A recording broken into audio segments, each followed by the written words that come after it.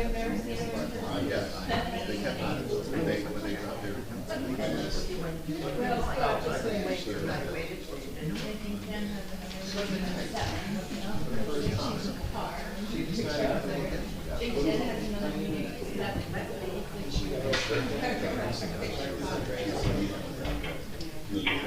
Yes, she is in the car.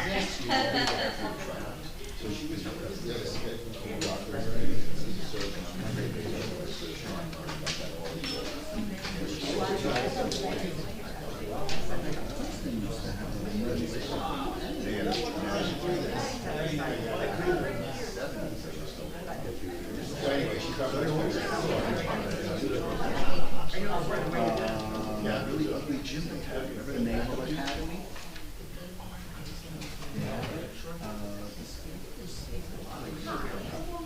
Air Force. I'm not sure. Maybe, I think maybe.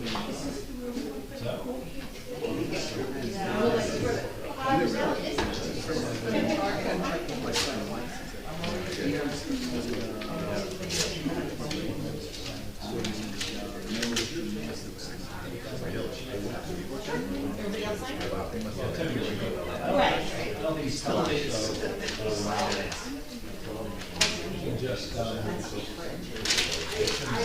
But I see what you're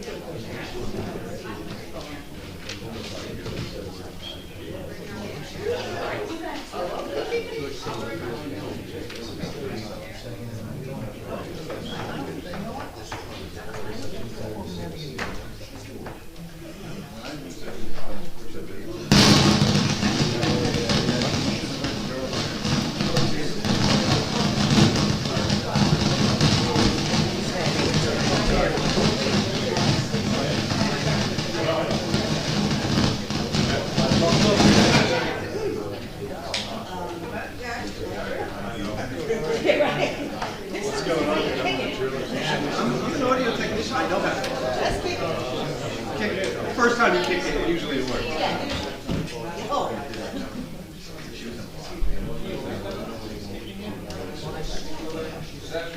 I'm kidding. I'm joking. I'm not.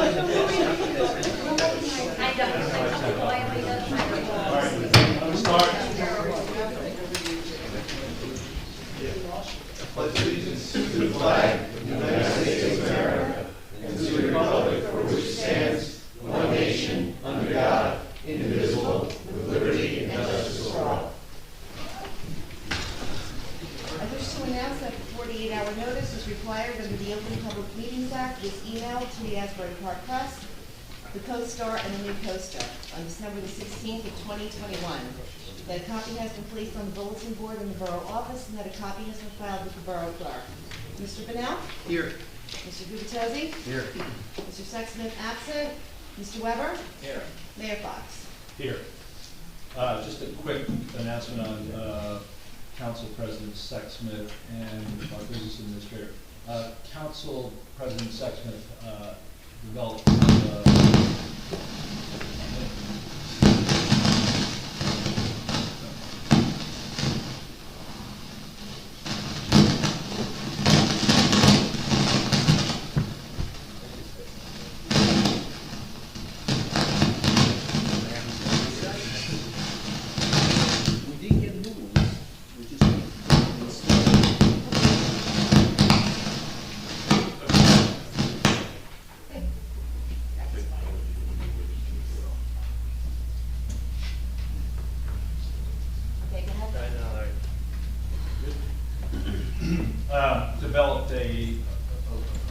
kind of a strong case of COVID towards the middle of the weekend, and he's pretty much out of commission and won't be attending. Hopefully we wish him well and hope that he heals up soon. And Business Administrator Humphreys, I don't know if she'll be in or not. She had to get, she had some pain today, so she's in the ER trying to get that resolved. So we're missing a couple of people, but we'll proceed. We have a couple of interesting things tonight. First, we have a workshop topic scheduled on the COA development of the fee ordinance. Certainly an important step in our journey on getting into compliance with our fair share housing arena. We have 3 presentations, a short proclamation for Captain Zula, who's officially retired. I think the date has now come. That should only take a few minutes. We do have the 2021 Planning Board recommendations. Christine Bell is now back and will be, there she is, back in summarizing. And then I asked Christine to do a little bit of an analysis on the 5,000 square foot to 7,500 square foot lots, her being our planner for these areas. We do have one ordinance introduction, which I think should be pretty routine. It's around extending brush pickup through December. We don't have any adoptions for tonight. So with that, I'll just do a very quick intro on our COA. It'll take a few minutes. So Ron Cucciaro, Ron's up there in the top left. He'll be primarily presenting kind of the status report along with Jennifer Bean, who has been working on this with Ron for the last almost 2 years. They've been working with our administration and trying to formalize and operationalize our affordable housing plan. They're going to provide a status tonight. We have made some progress. I don't want to use the word slow, but I'll use the word deliberate, and it's for some reasons that I'm sure they'll go into. The last time we met on this, Ron, I'll just call Ron and not go through the last name, Ron, if that's okay. That's fine. Provided a briefing for us that we were granted a request for temporary immunity, and Jen had provided a draft housing element fair share plan report detailing vacant land adjustments to the Fair Share Housing Center per the court directive. We also were assigned a special master by the court, that's Mary Beth Lonergan. Earlier this year, Rachel Locken from the Fair Share Housing Committee, along with Jen and Ron, met to draft the consent order and ordinance. We got to go ahead to introduce that ordinance, and we sent it over to Fair Share Housing and Ms. Lonergan to provide us comments. That's happened.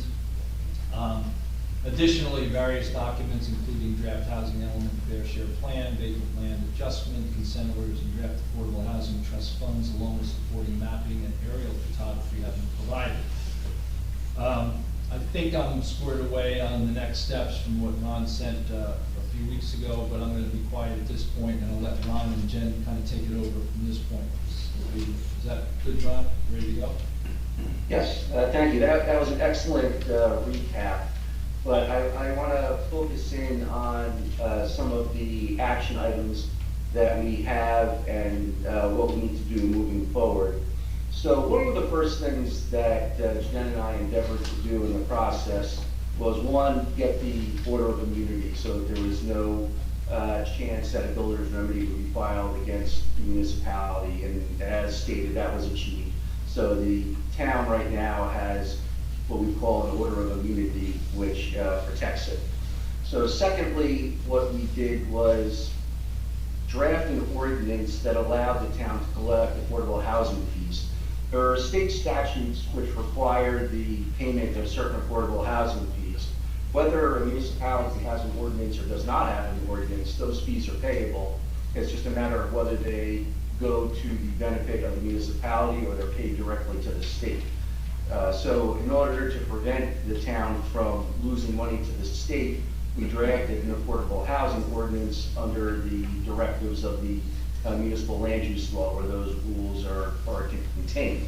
Now, in our particular case, if you remember my last briefing, the state agency that was created to supervise affordable housing, the Council on Affordable Housing, does not function and has not functioned in quite some time. And the New Jersey Supreme Court has stated that jurisdiction over fair housing has reverted therefore to the courts. So pursuant to the directive of the Supreme Court, Bradley Beach has filed a declaratory judgment action which has allowed us to engage in these activities. So we drafted the fee ordinance, and again, the fee ordinance allows the municipality to directly collect affordable housing funds. The Fair Share Housing Center, which is a nonprofit affordable housing advocacy group, is a part of the process. The Supreme Court requires that the town provide them with everything that we're doing. So they had some comments. As was stated, the special master has some comments. We responded with a few of our own and came to a final document which was acceptable and which the court has now provided its blessing for. It is accepted through an order, consent order, that ordinance. So the town now is free to adopt that ordinance, and it has been pre-approved by the court. And again, what happens now is when you have development projects which are required by statute to pay affordable housing fees, those fees will go into a segregated account that the town has for affordable housing purposes. It allows us to establish what they call an affordable housing trust fund. Prior to this, any monies that were collectible were only collectible by the state. So the town now gets those monies directly.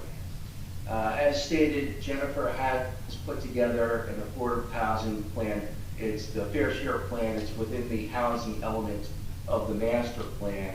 That has been submitted and has been commented upon now by Fair Share Housing Center. Jen and I have had conferences with the special master. The parties are all very close on what they believe the constitutional requirement for the town is. We're working on refining the vacant land adjustment. And, for members of the governing body and the public, a vacant land adjustment is an analysis of a municipality, and it basically identifies, the development potential for the municipality. And in a place like Bradley Beach, frankly, there's not any real virgin land left, that, like some other municipalities in Monmouth County. So we identify the limited availability of new sites, and we use that in order to bring down the number that the court may assign to the town as its obligation for affordable housing. And it's been very amicable so far with Fair Share Housing Center. Jennifer and I had a conference with the special master in September to go over any specific pieces of information that she wanted to see, and she did give us some.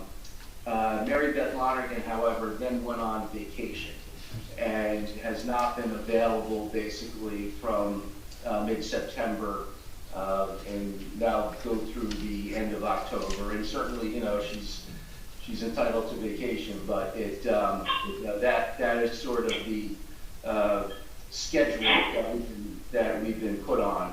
So Jen, if you could speak a little bit to the particulars of the refinement of the vacant land adjustment and other pieces of information that we're putting together for the special master. So we did an initial evaluation of the developable land within the municipality and came out with an RDP, or realistic development potential of 4. That was submitted to Mary Beth as well as Fair Share Housing Center for their review and comment. We got back, Ron and I got back a number of other properties that they wanted us to evaluate and determine whether or not, maybe there were some redevelopment opportunities. And I use redevelopment like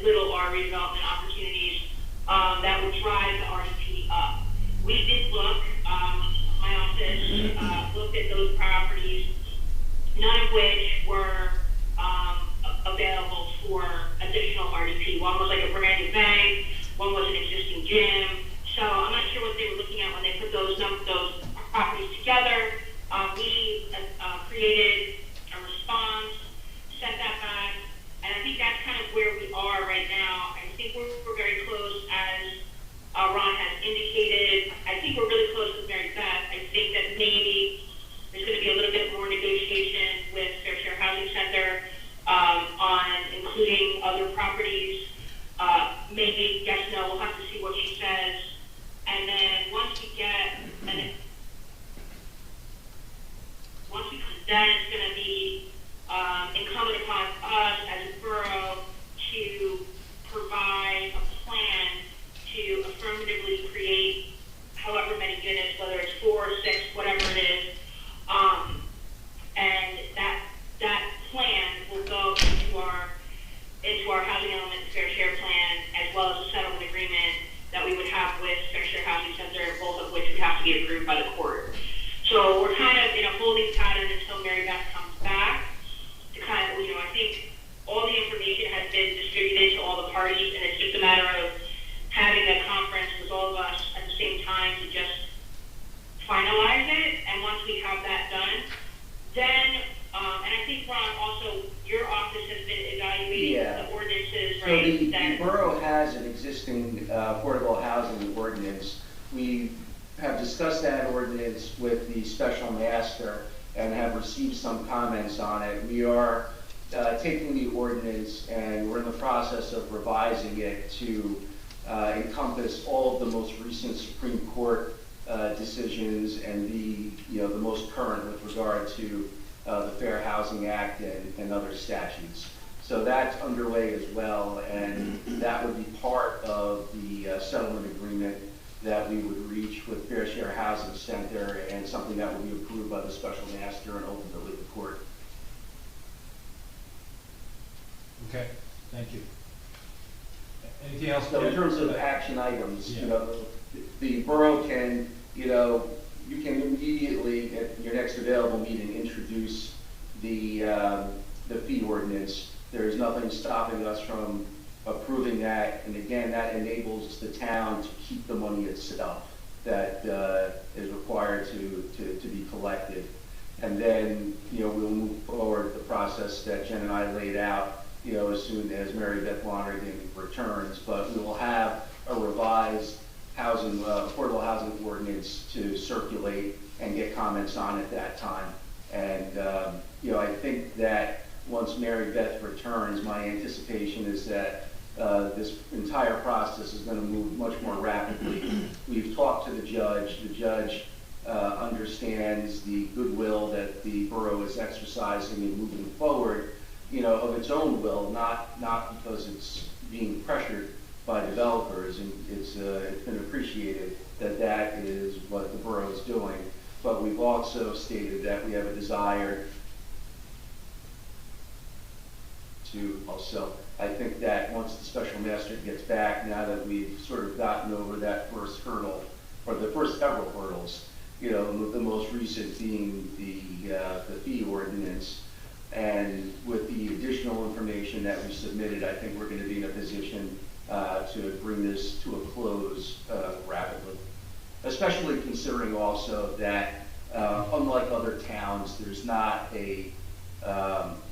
such a great disparity in numbers between, what we've come up with and what Fair Share Housing has come up with. I can tell you my experience in other municipalities, you can be hundreds of units apart. Here, it's a minimal fraction of that. So I'm very optimistic that it can proceed in a very expedited manner. Okay, anything else, Jen, from you? No, I think that's it. We're really just kind of waiting for Mary Beth to get back.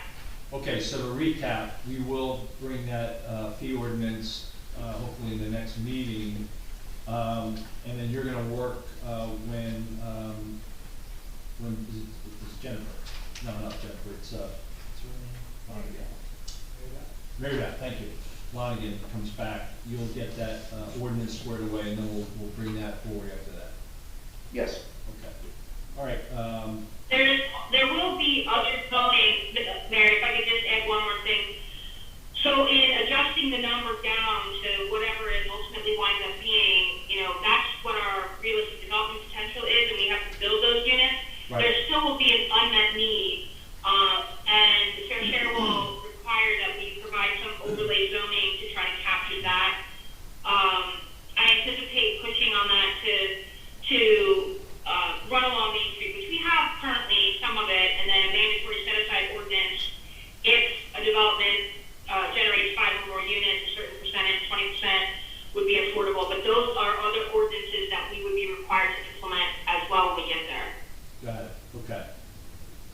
All right, it's important that we get all of these squared away so that we don't have anything hanging out there at the end. Okay, I'd open it up now to any of the council. Any questions for Ron or Jen?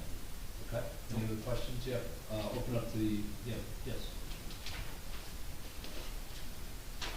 Thomas J. Cohen, 612 Third Avenue, Mr. Cuchero and Ms. Beam, it's a very nice presentation. I just wish it took place 2 years ago.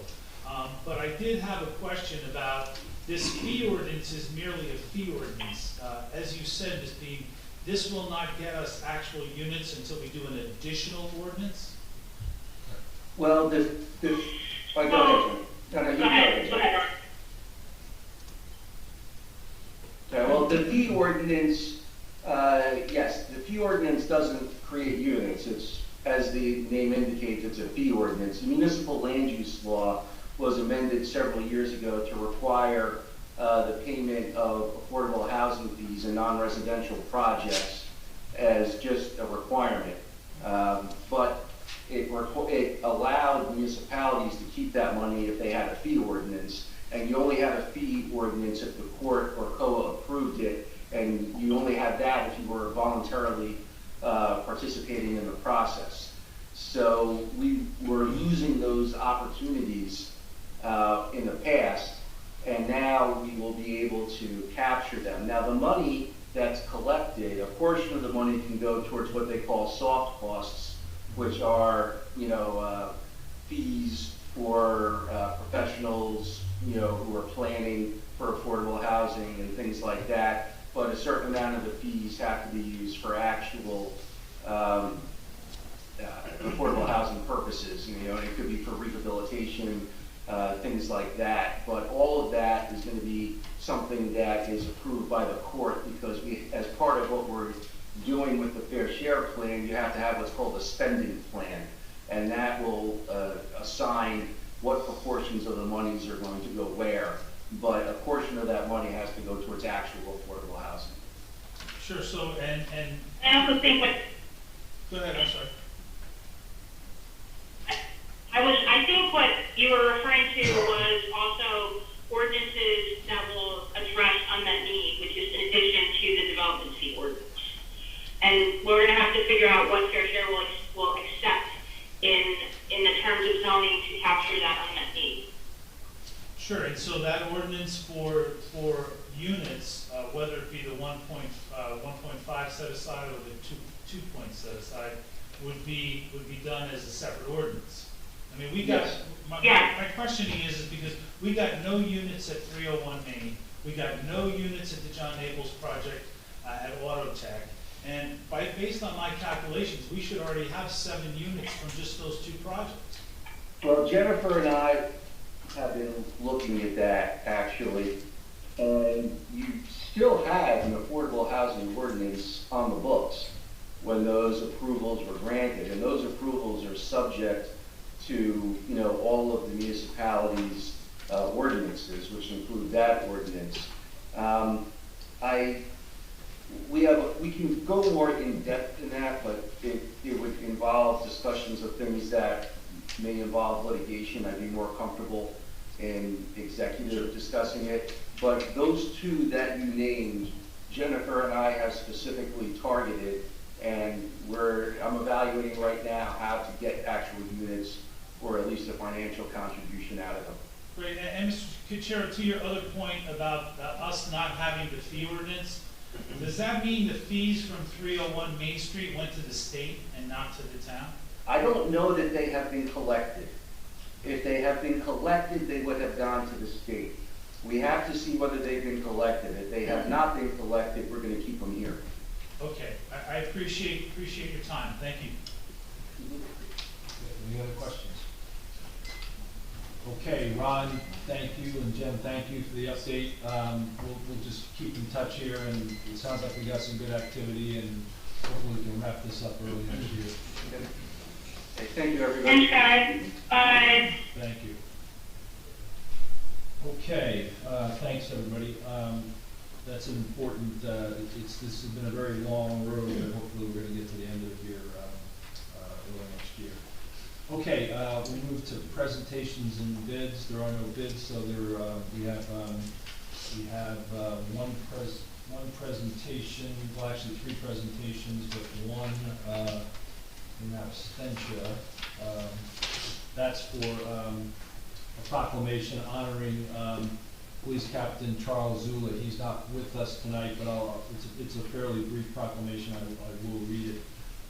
Whereas Charles Zula is retiring from the Bradley Beach Police Department and is being awarded this recognition as a testimonial of loyal and dedicated service for the past 28 years in law enforcement.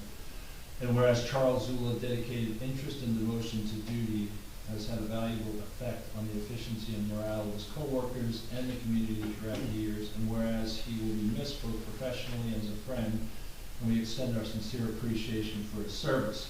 Now therefore be it resolved on behalf of the Mayor and Council and employees of the Borough of Bradley Beach, we wish to express sincere thanks to Captain Charles Zula for his distinguished and professional service to the Bradley Beach Police Department, and highly commend him for the manner in which he has carried out his duties, and to extend him best wishes for his continued success and happiness in all his future endeavors. That is the proclamation. We can give Captain Zula a round of applause.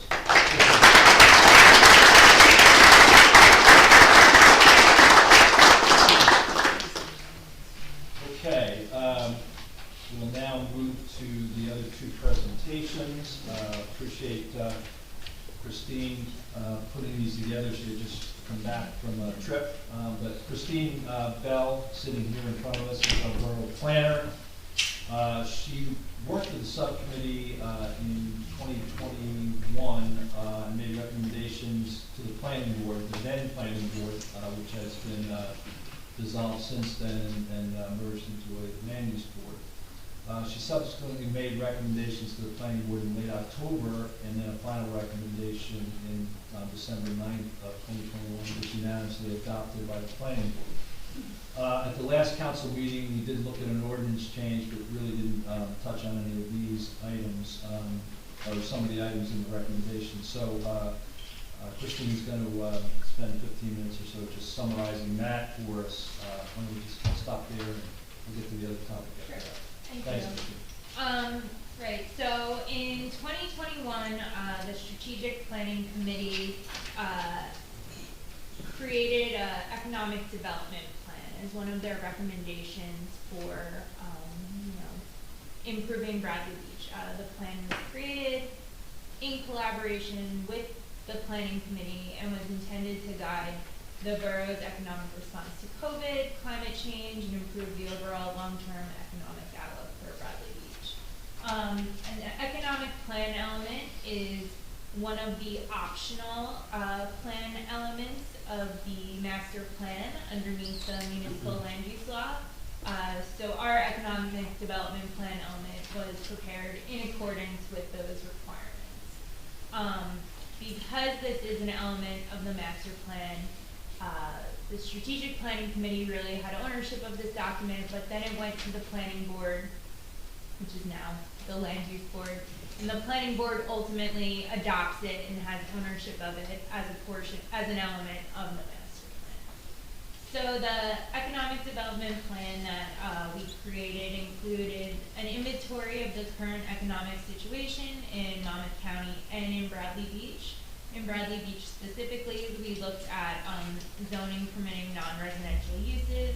We identified growth industries in Bradley Beach, including tourism, medical/wellness, and craft entrepreneurship.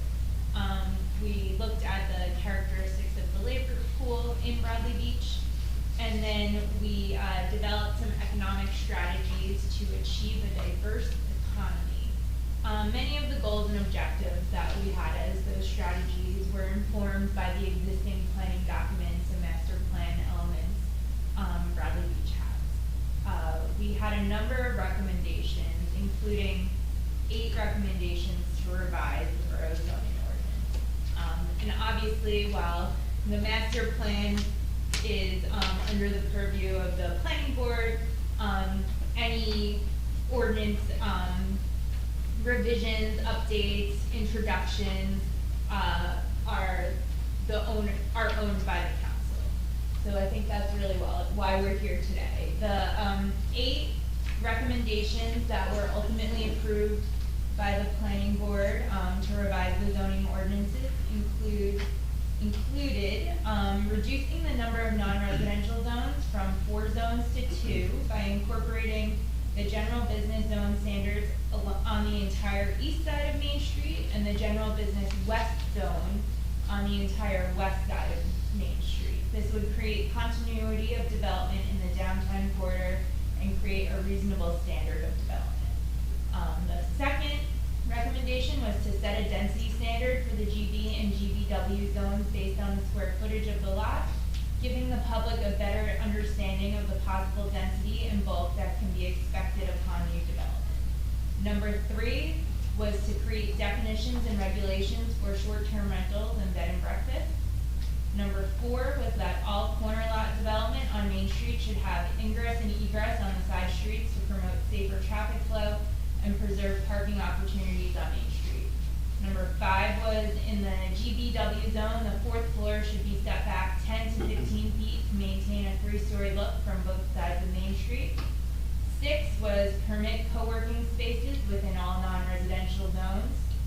7 was permit craft production uses within all non-residential zones to be defined as a commercial use that involves the production of arts, crafts, foods, beverages, or other products with on-site production and assembly of goods primarily involving the use of hand tools and or small-scale equipment. Craft production establishments are compatible and are often co-located with retail sales and service uses.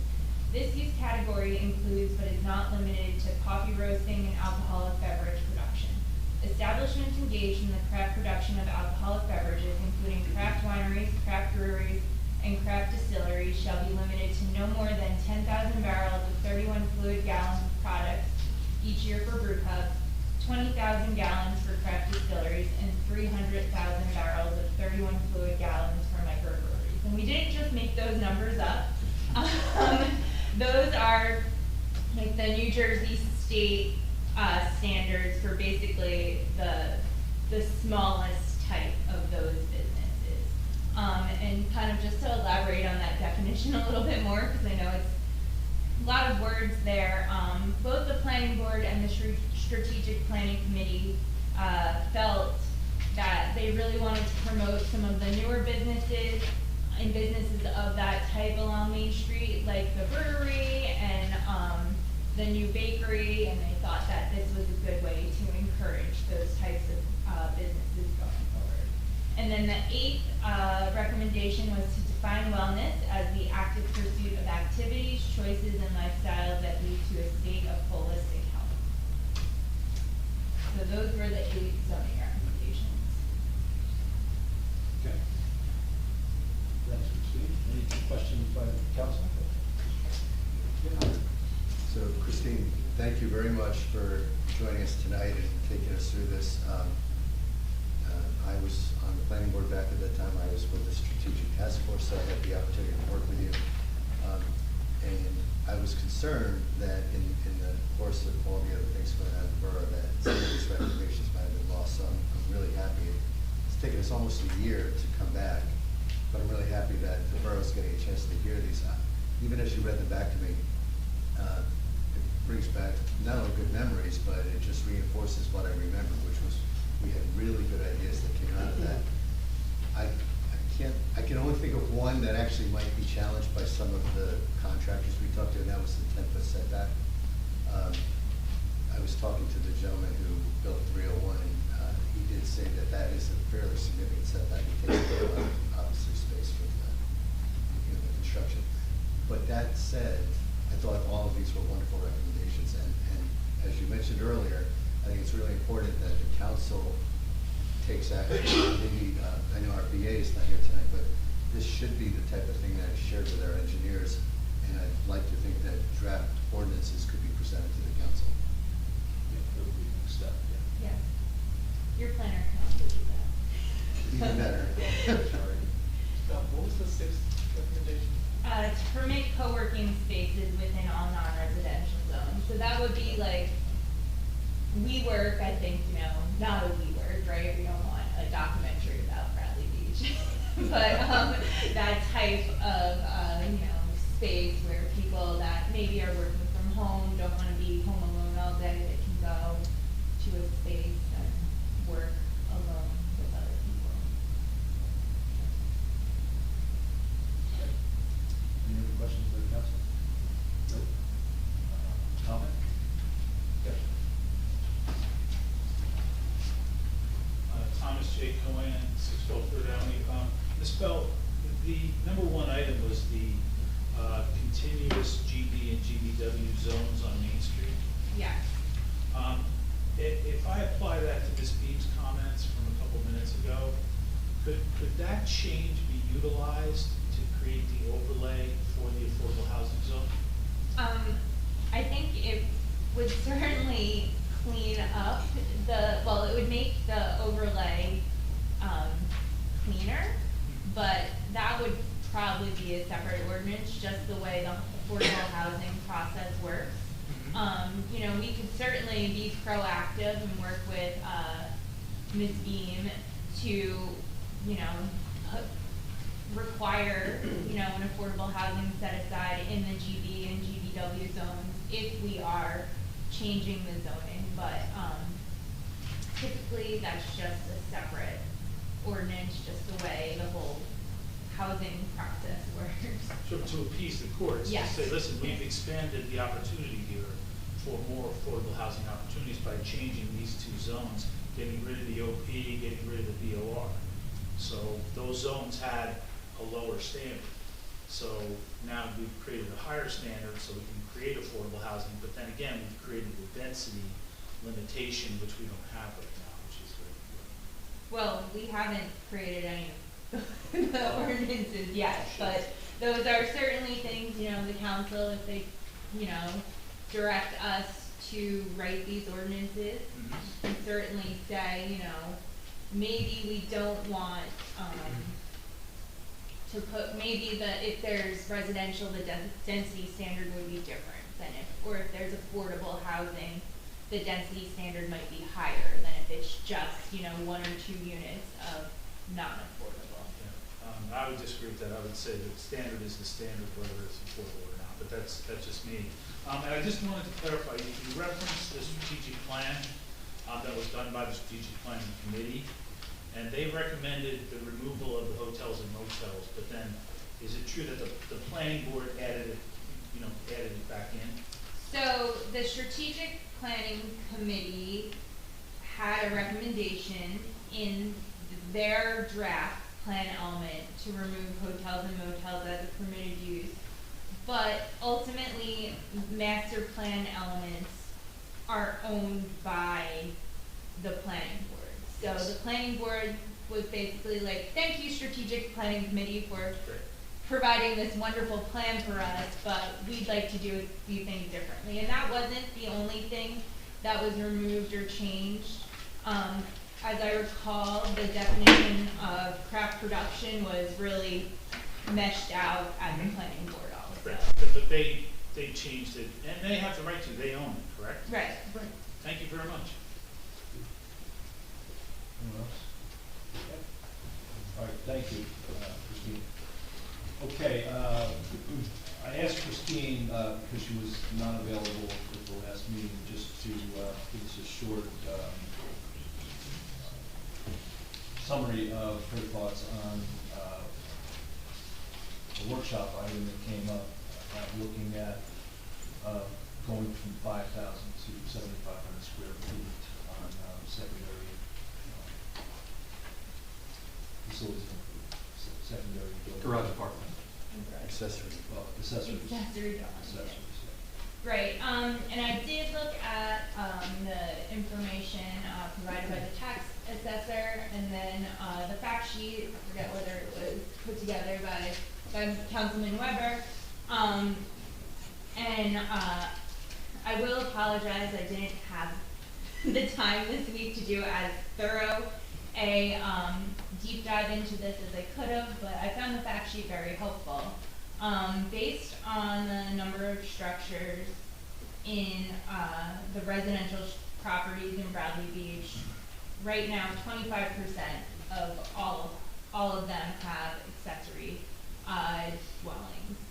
Of those, 48% of lots that are greater than 75,000 square feet have multiple structures. 7,500 square feet have multiple structures. Of the lots less than 7,500 square feet, it's only around 18.5% currently existing. Obviously, the larger the lot size is, the greater number of lots have accessory structures.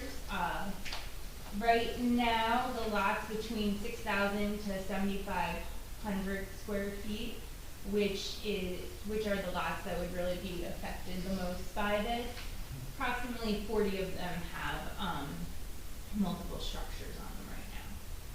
So if the council was to determine that lots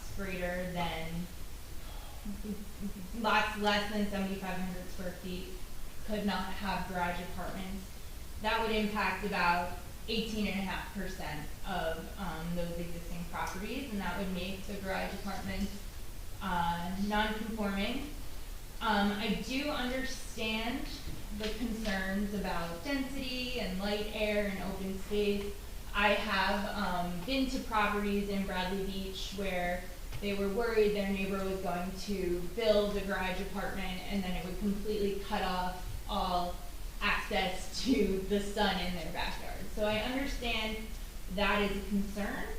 I think that limiting the lot size may not be the only answer. I think that it would make more sense to kind of do a comprehensive look at the bulk standards, and if we are going to permit a garage apartment, maybe requiring a greater step back from the side and rear yards than just the 5 or 10 feet for accessory structures currently. Maybe also reducing the building coverage or impervious coverage of the lot, so it's not, completely overbuilt.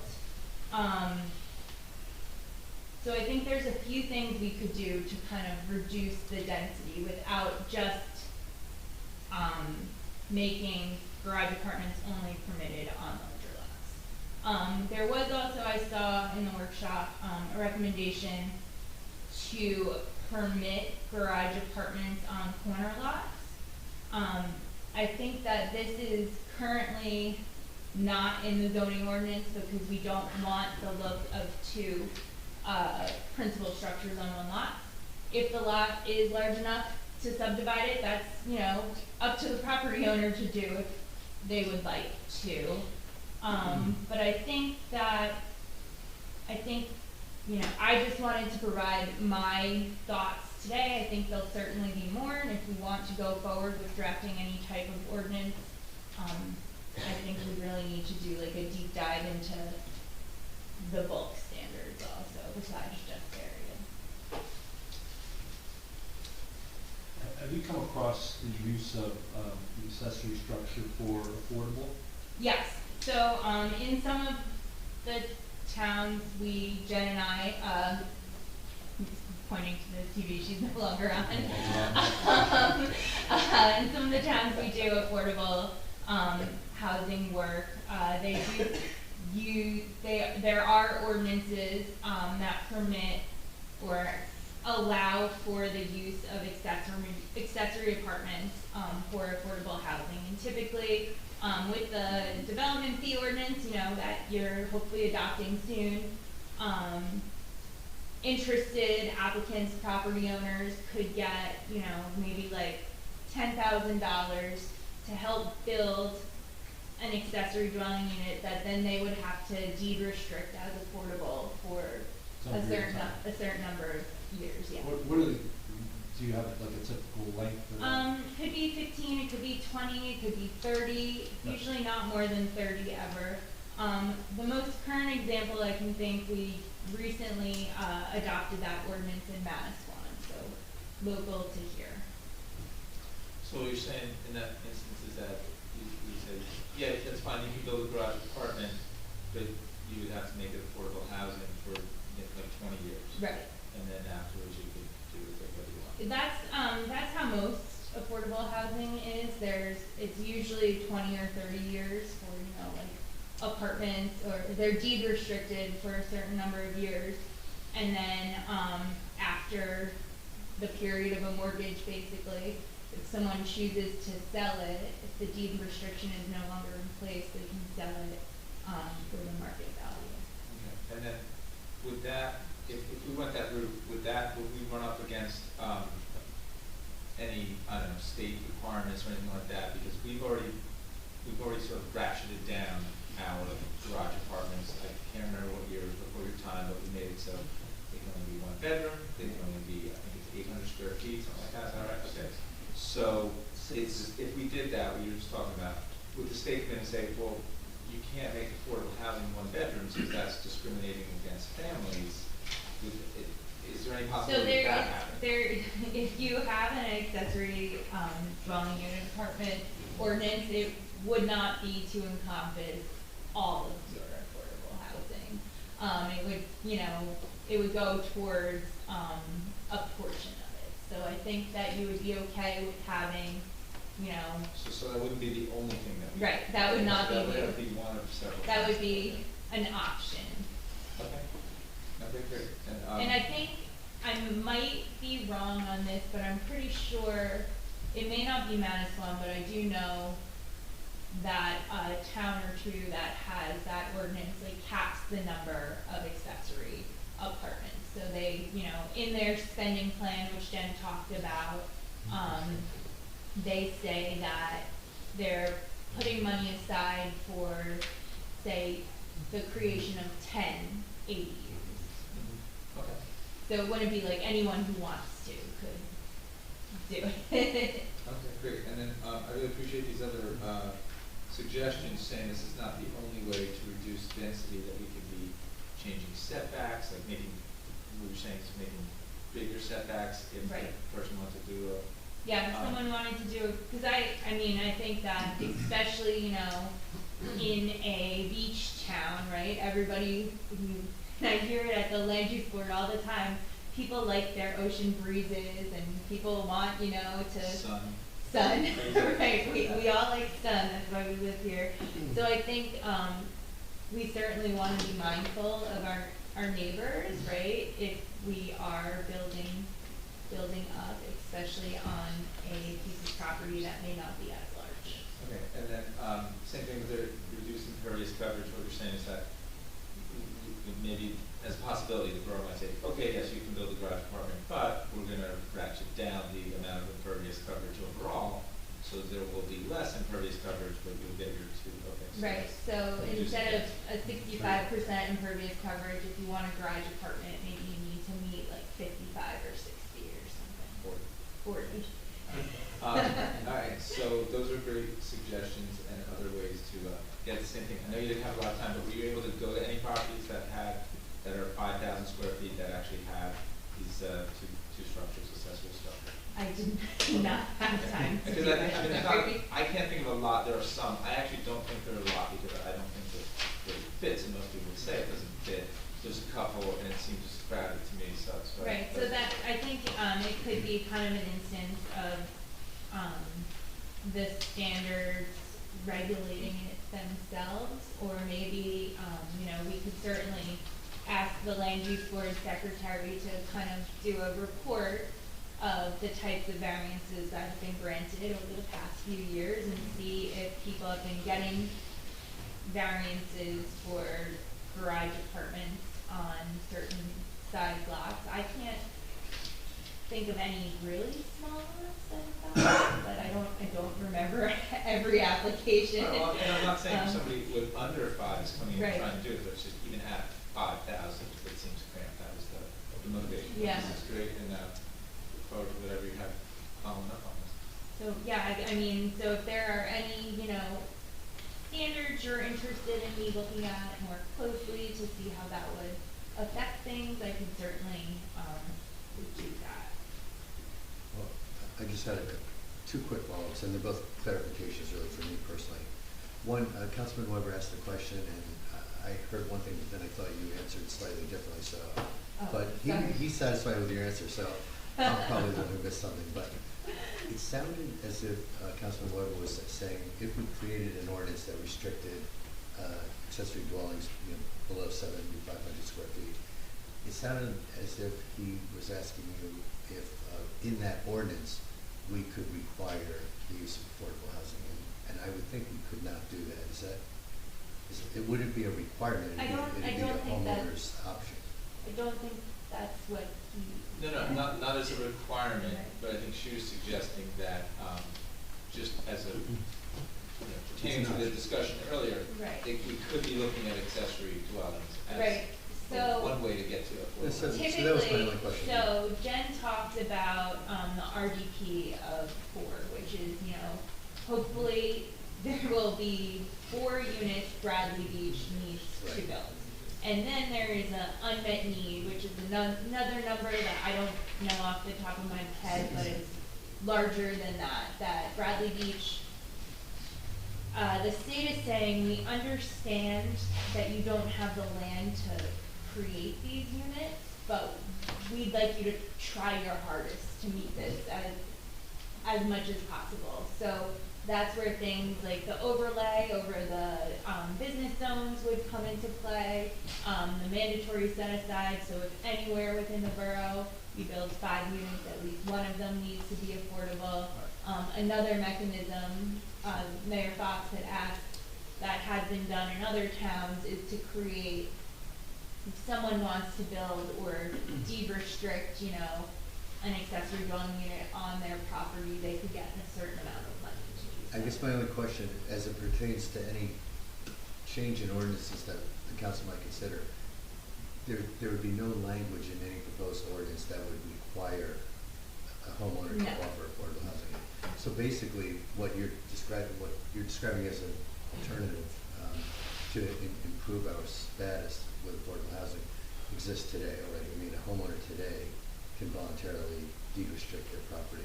Someone who already has. So this would give them financial incentive to do so. Okay. They would get money set aside from the trust fund, because all of the money, once Bradley Beach has the trust fund set up, once you're collecting the money from development fees and staying in Bradley Beach, you need to put together a plan on how to spend all of that money. Okay, good. And certain percentages need to be allocated to certain things, but if you had, a program like a accessory dwelling unit program, you could say, over the next 10 years, we anticipate $100,000 will go to this program because we're going to give $10,000 to 10 people who want to participate. Okay. I did have one other question, and that is, your kind of quick reference to the corner lots. Right. It sounded like your reaction was negative, that there's a disadvantage to allowing a 7,500-foot corner lot today to have an accessory dwelling. Could you just elaborate so I can Yeah, understand? so I think that ordinance was put in place before my time, but, it's been, my understanding, I've been told, I've seen at, at the zoning board, now the land use board, that the reason for that ordinance being in place is, Bradley Beach did not want to create a lot that kind of looked like there were 2 principal structures on the lot, that it seemed like, or there was the potential for it to be subdivided and have 2 principal structures at some point, on those corner lots. And if you have a 10,000 square foot corner lot, and you wanted to build 2 principal structures on it, you have the square footage to subdivide it and do so. But I think also just kind of from that light air and open space aspect, having the garage apartments on the corner lot impacts that as well. And I think, you've been a member of the land use board. I think most of the time, in most cases, they tend to look negatively on applications for garage apartments on corner lots. Oh, sure. No, they do. And plus, it kind of flies in the face of any effort to reduce density. But and I don't know if we're talking about 2 or 5 lots in the borough, may not be that many, but I was always curious about why that ordinance existed as it did, that why we did, forget 10,000 that you can subdivide, but 7,500, if you're a corner lot, you still can't have an accessory dwelling. And I was just curious. Yeah, I mean, they do have, more space to do it. So if that's something the council says, no, we changed our mind, we want garage apartments on corner lots, we can certainly make that change. But I think it had always been kind of the, why it was in place. And your thought is it's the perception that it could be Right. perceived as two principal dwellings? Yeah. Okay, thank you. I gotta make sure I understand this, so, make sure I understand what you just said. So right now, if somebody has a corner lot, it's 10,000 square feet, they can't build a garage apartment without getting a variance, right? That's correct. Okay. But, if they have 10,000 square feet, they could subdivide their property into two properties of 5,000 each, and because our current ordinance says you can build a garage apartment if you have at least 5,000 feet, so then they could build two garage apartments. Just one. Well, just because one still One would still be a But then corner lot. but then we'd end up with three structures. I mean, that's way more dense, as opposed to two, if we just let the 10,000 corner lot, 10,000 square foot corner lot, build a garage apartment without a variance, then we only get two structures, whereas. So I think that might be a Three case, with- I think that might be a case where, if that person came to the land use board and said, I want a garage apartment on my 10,000 square foot lot, otherwise I'll subdivide it and, cut my losses, that might be a, particular case, or that can be something I'd look at further to see how many 10,000 square foot corner lots there are. I don't think there's many. Make sure I got that in my Yeah. mind. Okay. Thank you. Any other questions? Yeah. Two questions, so, yeah.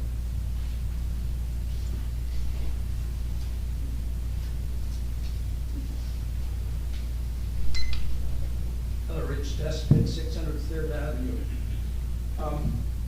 We have a 100,000 square foot lot. Okay. 10,000. Whoa. I mean, it was big earlier. Wow. You're talking, so I had it.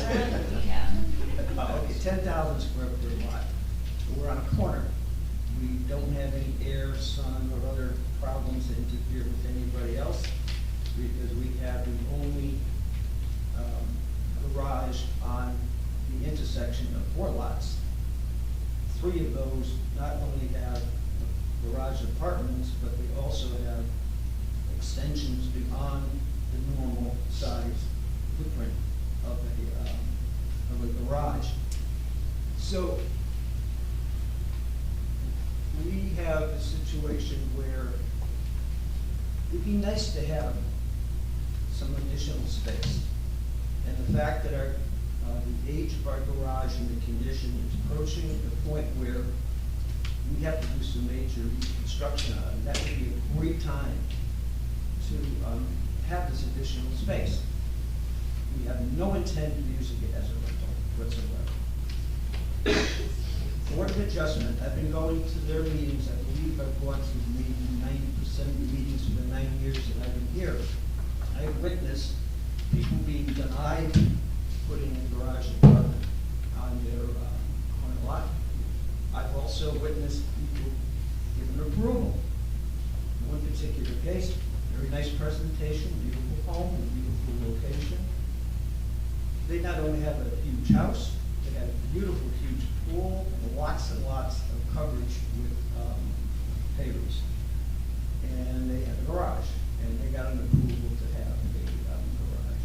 Or, I don't know if it's gonna be rental or just additional space, I don't know. Another time I recall somebody wanting to put a rental space on a existing property besides the main property. And the Board of Adjustment said, no, you cannot, absolutely not, it's against the ordinance, saying that and the other thing. And they got an okay. You know how they got an okay? Because they promised that they wanted to use it as a rental property. And I remember other times when people told, no, you can't do that. So where I'm going with that is this. because the Board of Adjustment and now the Land Use Board, I don't want to take the chance and lose money, because I have no idea, because they don't follow the rules to a T. Apparently, it's like we pay who's going, asking them for it. I have suspected that a lot of decisions are based on that, from what I've seen. And I don't want to do that. I think it's very unfair, because I see some houses in the town, the back houses, are bigger and nicer than the front houses. And you're concerned about it looking terrible because you have a second building on the property. I've seen some properties where they have not 2 accessory buildings, but more than that. There's one particular lot that I'm aware of, there's 7 rentals on the 3 buildings that they have in a single family residential zone. So there's a lot of things that point up to the fairness of not allowing somebody to have a 10,000 square foot property. And let's see what else. Okay, the only thing I didn't say is we don't have a coverage problem as well. So there's no reason why you shouldn't be given fair treatment and to be allowed to do that without gambling and going to the Board of Adjustment or the Land Use Board to take a chance. Because I don't know, I'm not connected with anybody, so I don't have that privilege. Thank you. Okay, we'll move to the next agenda item, approval of minutes, September 28, 2022, council business meeting. Do I make a motion to approve? Second. Mr. Vanel? Yes. Mr. Gubatose? Yes. Mr. Sexton absent. Mr. Weber? Yes. Mayor Fox? We'll now go to agenda item number 8, public comments pertaining to the 10-12 agenda items only, 5-minute single limit and single instance to speak per participant. Any questions on the agenda? Yes.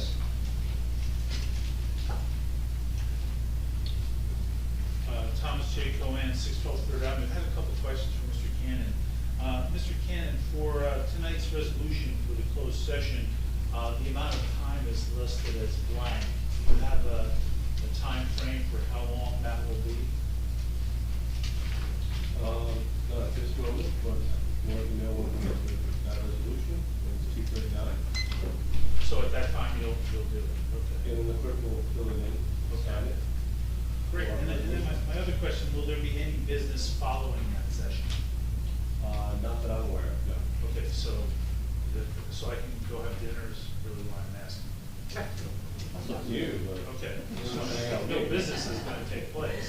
And I did have a question on the bills list. You can answer that for me. That's not my. Page 3.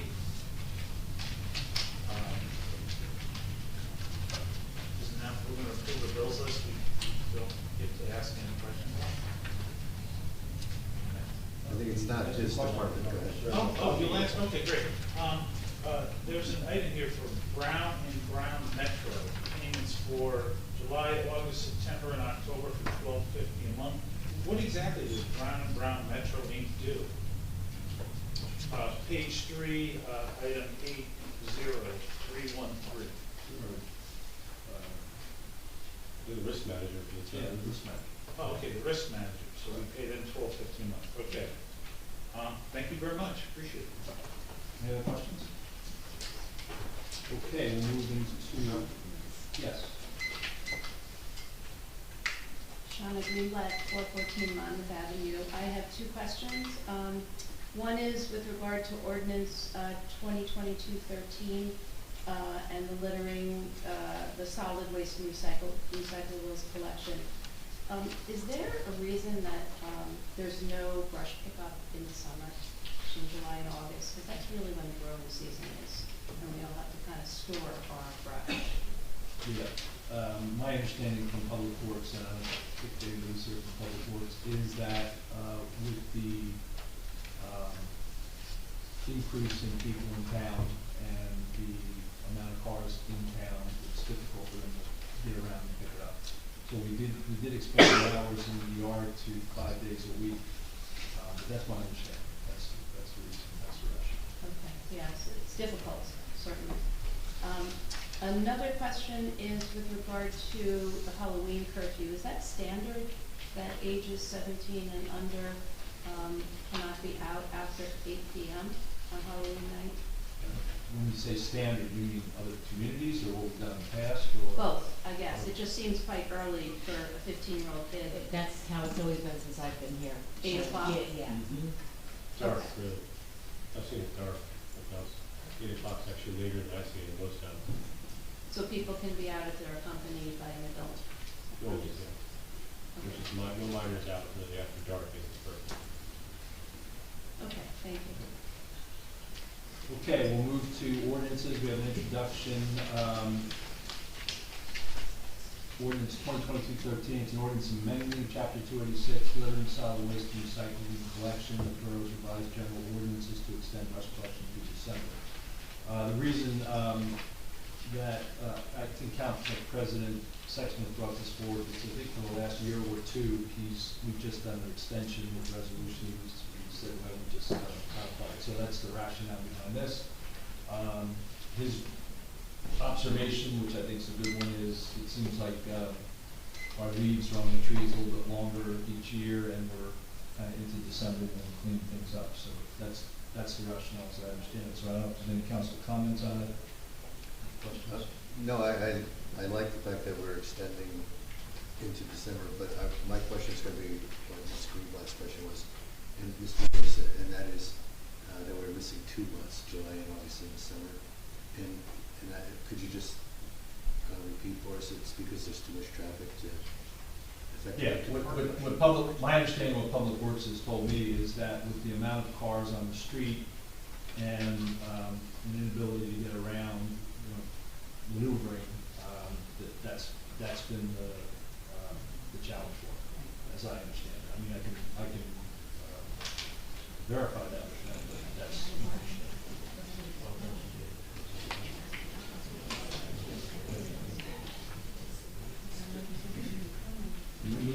Okay, if there's no other questions, make a motion to introduce ordinance 2022-13. Second. Mr. Bennett? Yes. Mr. Gubatose? Yes. Mr. Sexsmith absent? Mr. Weber? Yes. Mayor Fox? Yes. Communications, we have a recreation member appointment for Norman Goldfarb, and we also have an amendment to the title, Resolution 2022-225, and the 9/28 council meeting, business meeting. We missed it by a block, but it should have been Second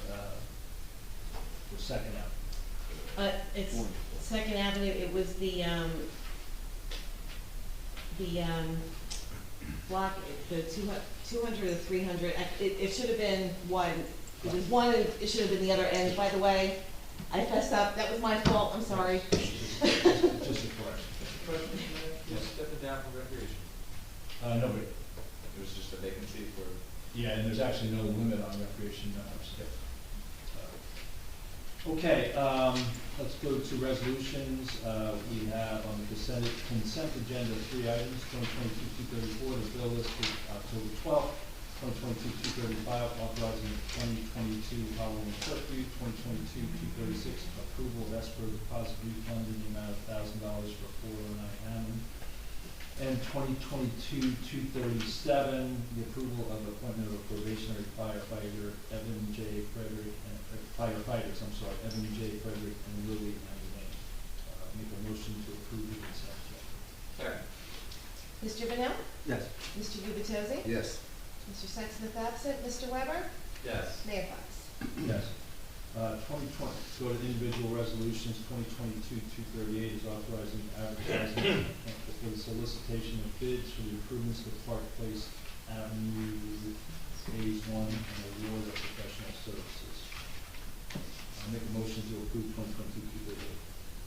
2022-238. Second. Mr. Bennett? Yes. Mr. Gubatose? Yes. Mr. Sexsmith absent? Mr. Weber? Yes. Mayor Fox? Yes. There are no announcements that I'm aware of, so we'll go to mayor and council reports. Start with Councilman Brunel. Okay.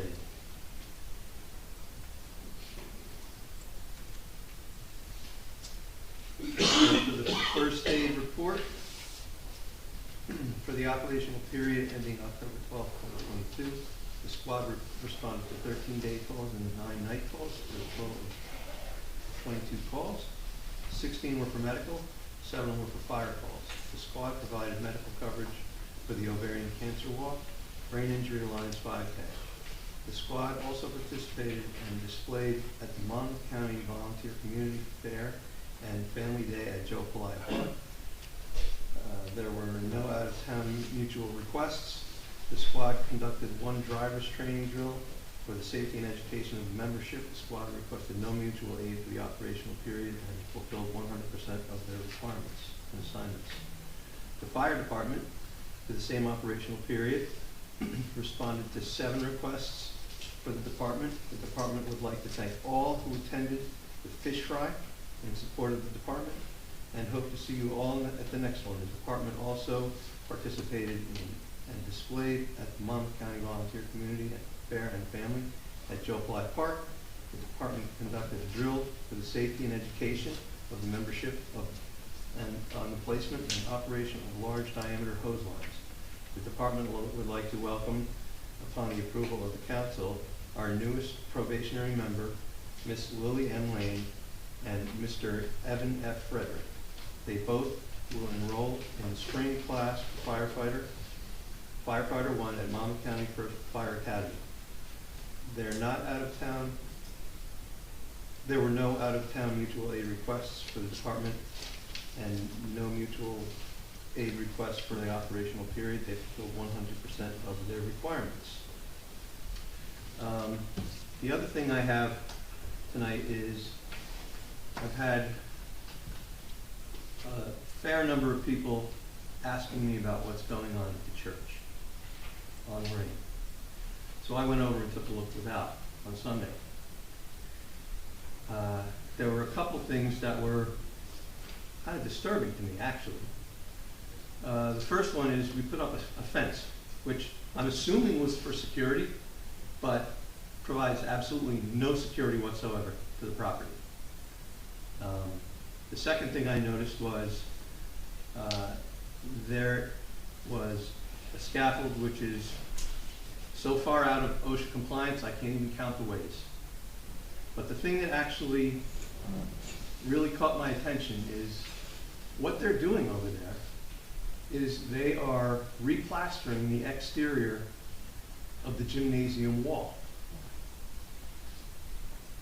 The plan for this building, whether we sell it or whether it gets rehabbed at the desire of the public through the referendum that we have, either way, we're tearing down the entire gymnasium to the foundation. If we keep it, we're rebuilding it.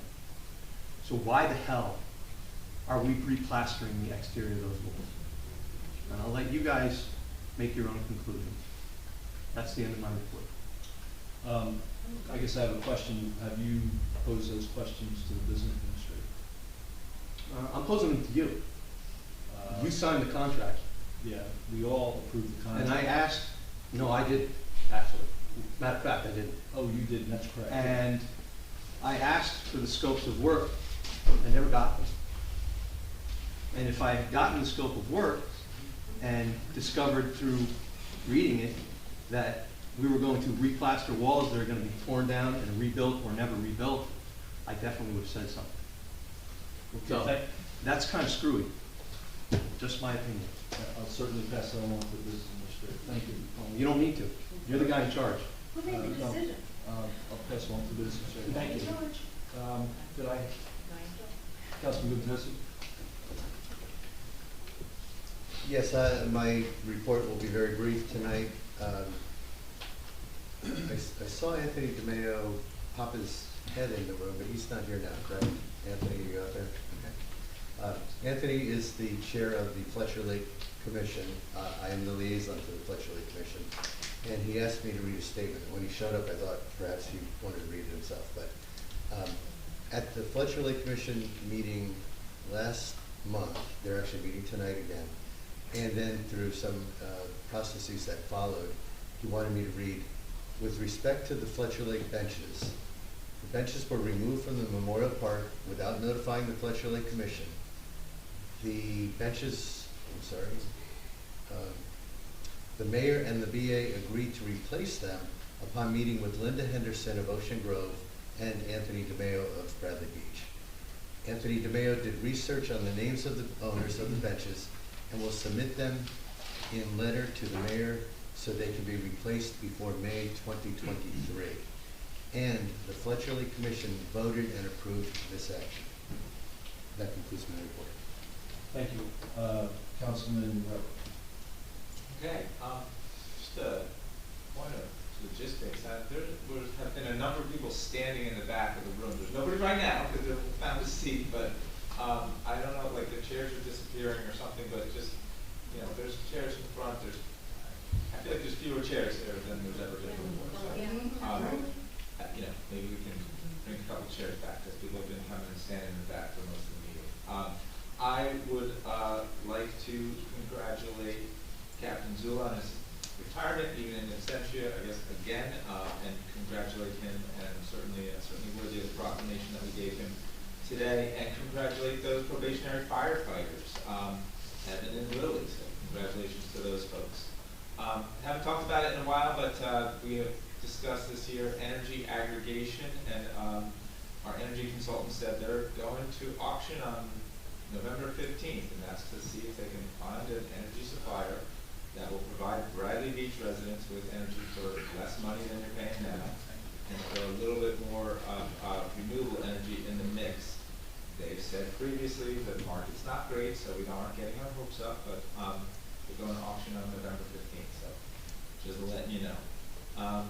The Bradley Beach Environmental Commission has been really busy documenting a lot of things that they've done this year for the purposes of getting certified again as a sustainable Jersey town.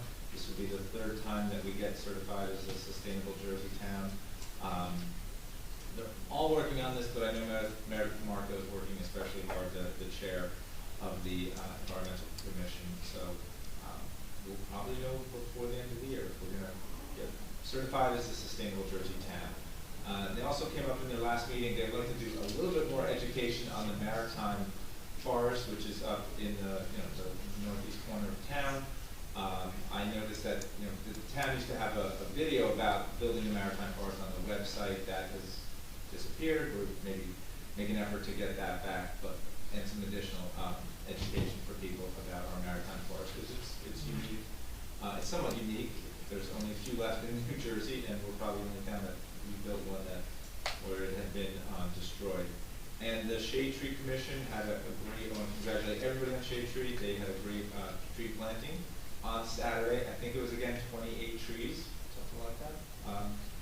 Obviously, a bunch of volunteers. There was a great demonstration in the park between, I guess, the third. Is it the second or third act? No, it's the third act park.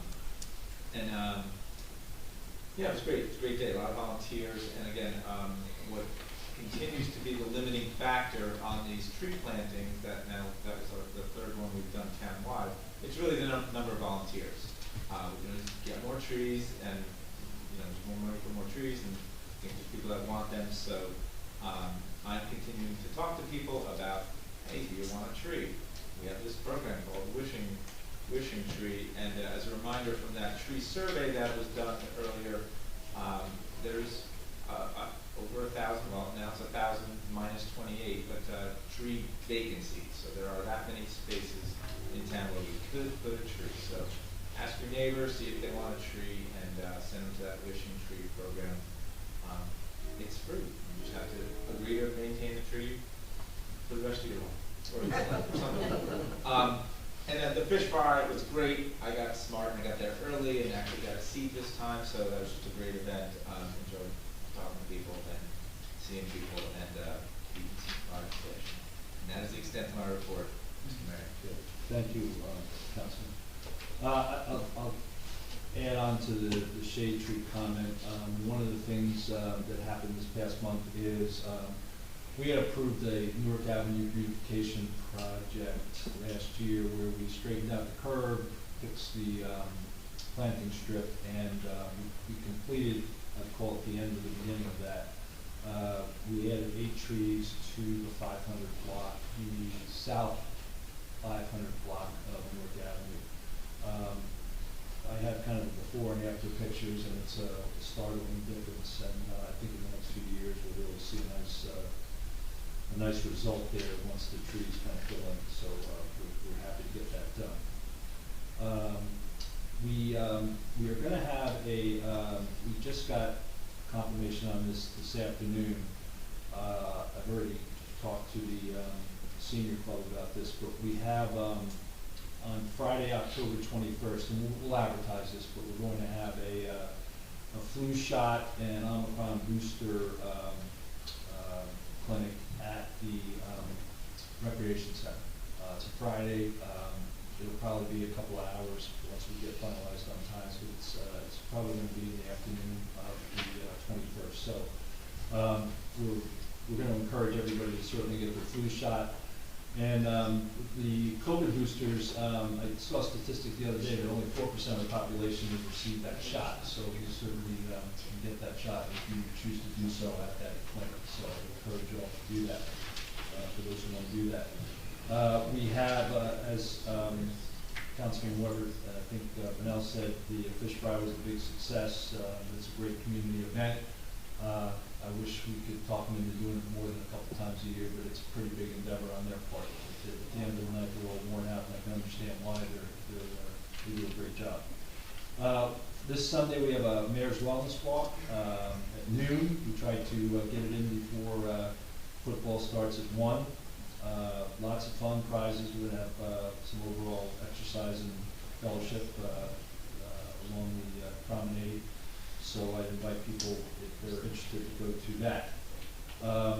Council President Sexsmith asked me to cover the police report, and that is that we don't really have anything significant to report since last meeting. However, we do want everyone to know that this coming Saturday, October 15th, Chief Guido will be hosting a meet and greet at the Perfect Perk, which is located at 300 Main Street. I think it's, everyone knows what the Perfect Perk is. And I think it's 11:30 to 2. You can meet and interact with the public, ask questions, and just generally get to know each other better. Coffee and light refreshments will be there, courtesy of the chief. So certainly encourage people to go to that. And that is the end of my report. And we will now go to public comments, 5-minute limits, single instance per participant. Yes. Yes. I saw someone else's hand. I have 5 things. I originally had 1, but a few The things. first thing you have is your name and address. Oh, I'm sorry. This is Nina Mullen, 4th Avenue.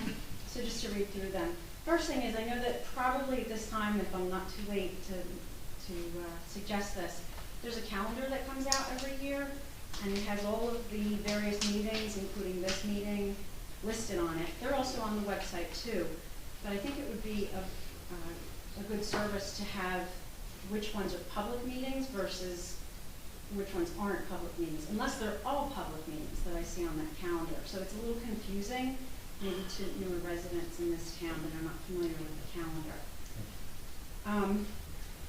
Number 2, I just heard about, and I didn't get to do my homework on this, but I just heard about a grant that was awarded to the town for one of our parks to be refurbished. I think it's down Fletcher Lake.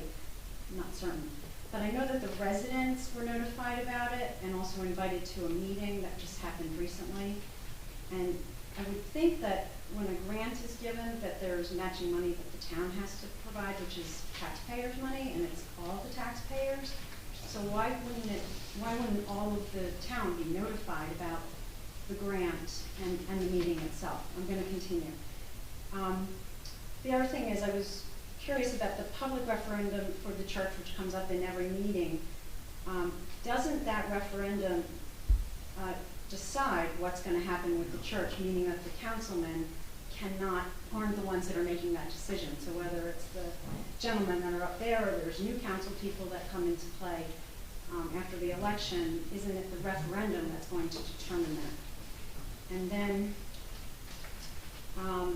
the other thing was, everybody's talking about the roads and how they're not, they've been a mess since the sewer project started.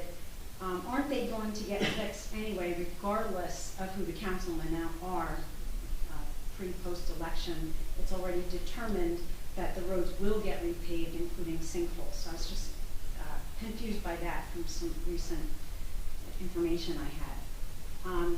Last, and this I have to read, I have a great concern about the letter I received from Mayor Fox. It states that you, as our leader, are not able to work with current councilmen. You are publicly endorsing certain candidates, but what if they don't win? Will you be able to do your job? Successful organizations are all about diversity in people's backgrounds and ideas. I think all of us know that. Come out of organizations, myself personally, anybody who's retired, including the mayor. So I'm concerned that Bradley Beach will fail either way, given the tone of the letter and also what's being asked of the letter with the endorsements of certain candidates. And I think Thank you. Before you go, can I ask a question? Yeah. So on that calendar, can you give me an example of what kind of meeting you're talking about? So I just want to clarify that. Yeah, if you look at I look at the calendar when I get it in December or January, whenever it comes, and I literally put on my own personal calendar things that I might be interested in, whether it be the mayor's walk or this meeting. But it's never noted whether it's a public meeting or not. So it just says councilman meeting. A layperson, and I am one of them too, when I first got it years ago when I moved here, I didn't know, am I allowed to go to that, or is it just the councilman's meeting? So other things like the tree. Okay, so the reason I asked is that, Yeah. so all the commissions, Shade Tree Commission, Environmental Commission, maybe whatever. Are they So all like, public? they're all public, Okay. and I just want you to know that because it's your government, and you have the right to go to that. Even if they're Zoom, there should be a way to find out the Zoom. Okay, and that just might be me not knowing, but I don't know if it says it in the calendar or on the website, because when does the work get done? I would think behind closed doors as a committee or whatever. Well, actually, decisions no, are like, made. that's a great point, that's why I'm, Yeah. like, making you stay up there longer. Because, for example, in the case of the Shade Tree Commission, nothing's done behind closed doors. They're getting applications, people are like, I want to cut a tree down, or I want to put, if they have to deliberate and vote on it, they do that in public. If no one from the public is there, it's still available. So working session. So I would say maybe everything on that calendar is a public meeting. Like, I'm struggling to think of what wouldn't be a public meeting. The land use board, it's a public meeting, Okay. All these council meetings are Again, public just a meetings. suggestion to Yeah. let it be known, because a lot of my neighbors don't even, they think, oh, it's just private I want you to meetings. put them all on your calendar and come to all of them. Wow. Your government. Obviously, I'd like to participate. Ms. Mullen, But if anybody has anything else to address from my questions. Well, I've got one Maggie. quick one to address, Yeah. because it's an obvious answer. Your question about the referendum? Yes. It is non-binding, so a lot of people have confusion about this. The public votes, but it's non-binding in that it doesn't decide anything, it just Okay. informs the council what the public wants. Okay. Then it's up to the council, who's ever sitting there at that time, to vote. And, some council members are going to say, in fact, you heard Councilman Linnell say this earlier today, he's gonna vote the way the public votes. I've said that publicly, others have said that publicly. So you just have to understand, Okay. ultimately, it is a vote by the council, but different Thanks for council members. clarifying, but work that's being done on it now that Councilman Linnell said, I don't know who makes that decision. I would think it's the folks at the front of the room, including the mayor. Yeah, so It's why not. are we being told to go to the administrator to That ask decision was not questions? made by the council. Well, the mayor then. I just, I'm sorry. I couldn't understand why that wasn't It answered. was voted on by the council. I'm sorry, Councilman. You voted no, but it was voted on by the council. To refurbish a gymnasium that's going to be Not to torn plaster it. down or to plaster it, whatever, Not to plaster it. spend money. No. It's money spent, that's Yes, all. yes. Okay, thank you. Thanks for. Yes. I don't want to spend time on you. Joe Kulik, Monmouth Avenue. Yes, she kind of helped clarify things. I just want to understand, does the public fully understand that on this non-binding referendum on the church, that, for example, if the majority of the public voted no, that the council could still overrule their vote? Yeah, that's what he just said. It could go Why both are we ways. voting for it then? You have to ask the state that. Because the council The should state do it statute. for public. Okay, Greg explained it once before what the difference is between the two.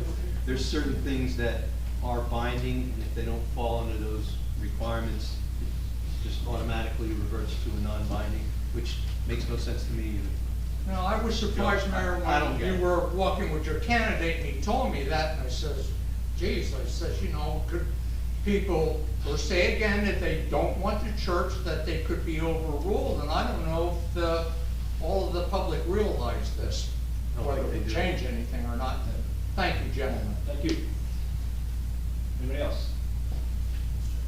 Yeah. Shauna Greenblatt, 414 Monmouth Avenue. I have a public care comment. My household received a letter this weekend that was paid for by Larry Fox for mayor.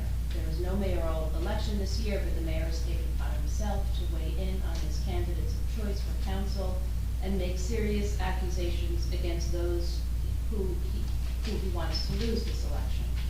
Most residents of Bradley Beach are not attending council meetings. Many, like in any town, do not get involved in the details. And so a letter from their mayor that so clearly attacks some and supports others, and supports others can have a significant impact, which is obviously what Mayor Fox is trying to achieve. We are now in a battle of who said what, who has the best intentions, and who is looking out for the residents in the fairest way.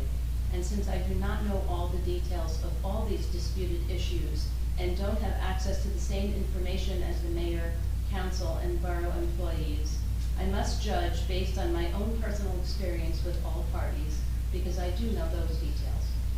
Initially, when the mayor ran, I was right there supporting his candidacy until I was not, having understood that our perspective on stewardship, development, and strategy did not align.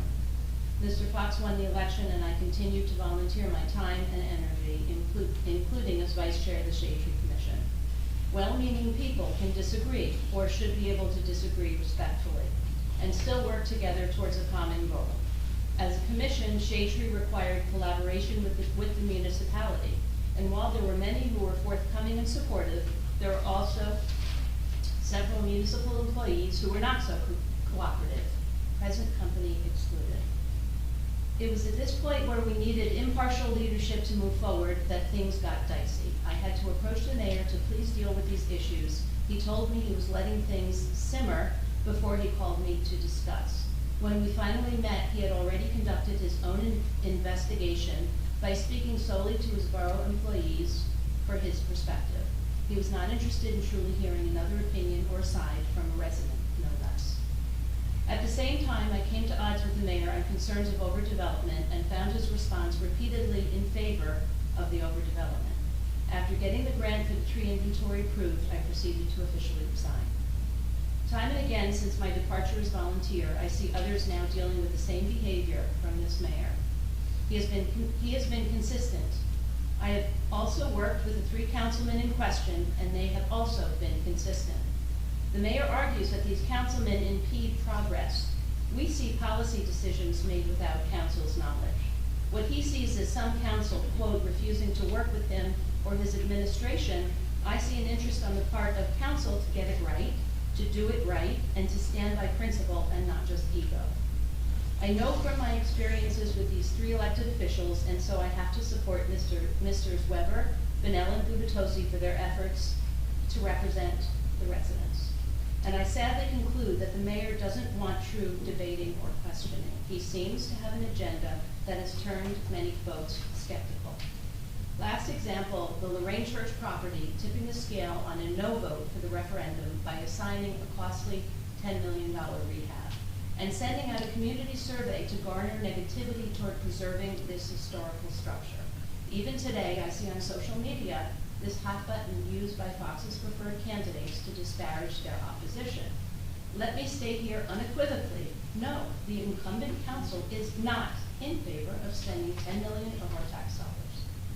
So this letter is really problematic and unfair. He's disparaging 3 councilmen while he's addressing the community at large as mayor.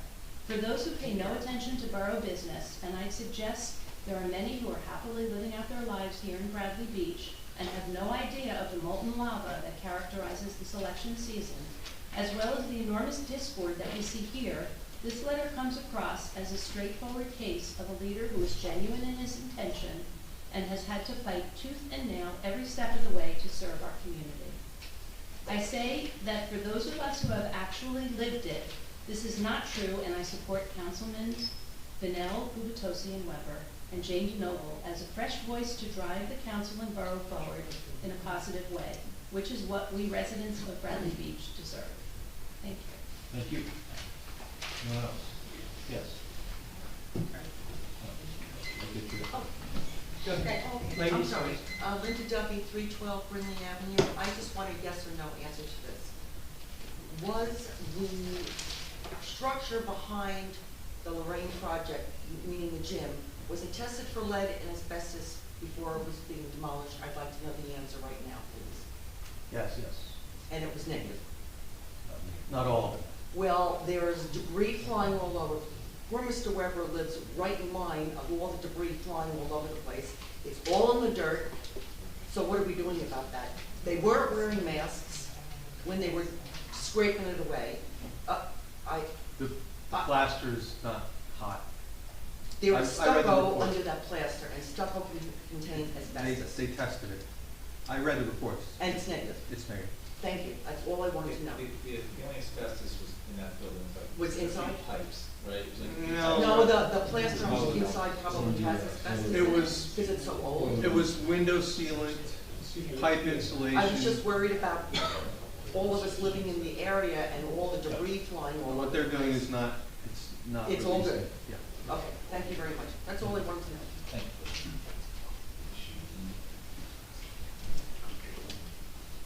Terrence Wright, 406 Madison Avenue. I would just like to comment very briefly that Ms. Greenblatt's letter that she just read, I totally disagree. I think the three incumbents she's talking about have been very divisive as councilmen. We've been here 23 years. We've had mayors, we've had councilmen, councilwomen come and go. This has been the most divisive we've had. And 2 weeks ago at the meeting, that was a great example of how bad it was. So I don't think Mr. Fox has anything in mind except for improving the town. And I think the three incumbents that she is endorsing, they're not getting my vote, because I'm voting for Tom Gavin, Ms. Brunel, Tim Sexsmith, and Mr. Marco. So that's all. Thank you. Thank you. Yes.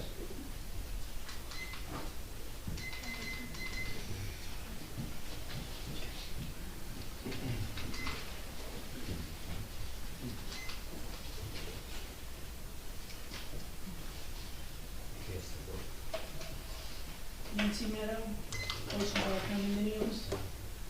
I wanted to continue with when I ran out of time at the last meeting regarding information that's withheld.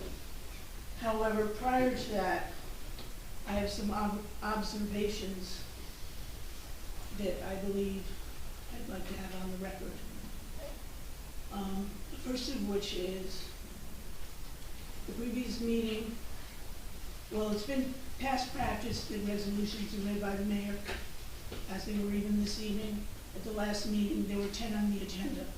One was not read by the mayor, and it was delegated to a borough employee who with grace and dignity read it. There's the other side of it is that it wasn't read by someone, so that says a lot. For years, I used to say that the government should be my partner, not my enemy. It's no longer that the government is my enemy. The government, most of it is my partner. The administration is my enemy, and it is sickening. And another comment that was made at the meeting was that the mayor is embarrassed when he meets with his counterparts over how many employees we've been through. Well, I look at it another way. First of all, I'm sure my embarrassment, well, his embarrassment pales to mine. And I look at what works here. What are the new hires here? We spent thousands of dollars on an employee handbook and job descriptions, and every time I ask, well, who does this, what is this, I get no answers.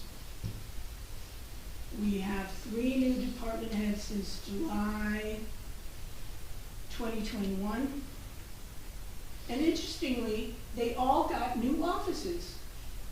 Now, I wonder, was that a quid pro quo for them to work here? Or did they take a job and then were unhappy with their conditions? All of that and their regard for us, the residents, shows me what this administration thinks. And that comes into the campaign too, which is everything about the employees. Well, you know what? It's not about the employees. It's about we, the people. It's just, I don't know how we will ever heal. We've always had 2 Bradley Beaches divided by Grinley. Well, now we're divided by personal issues. It is sad and disgraceful.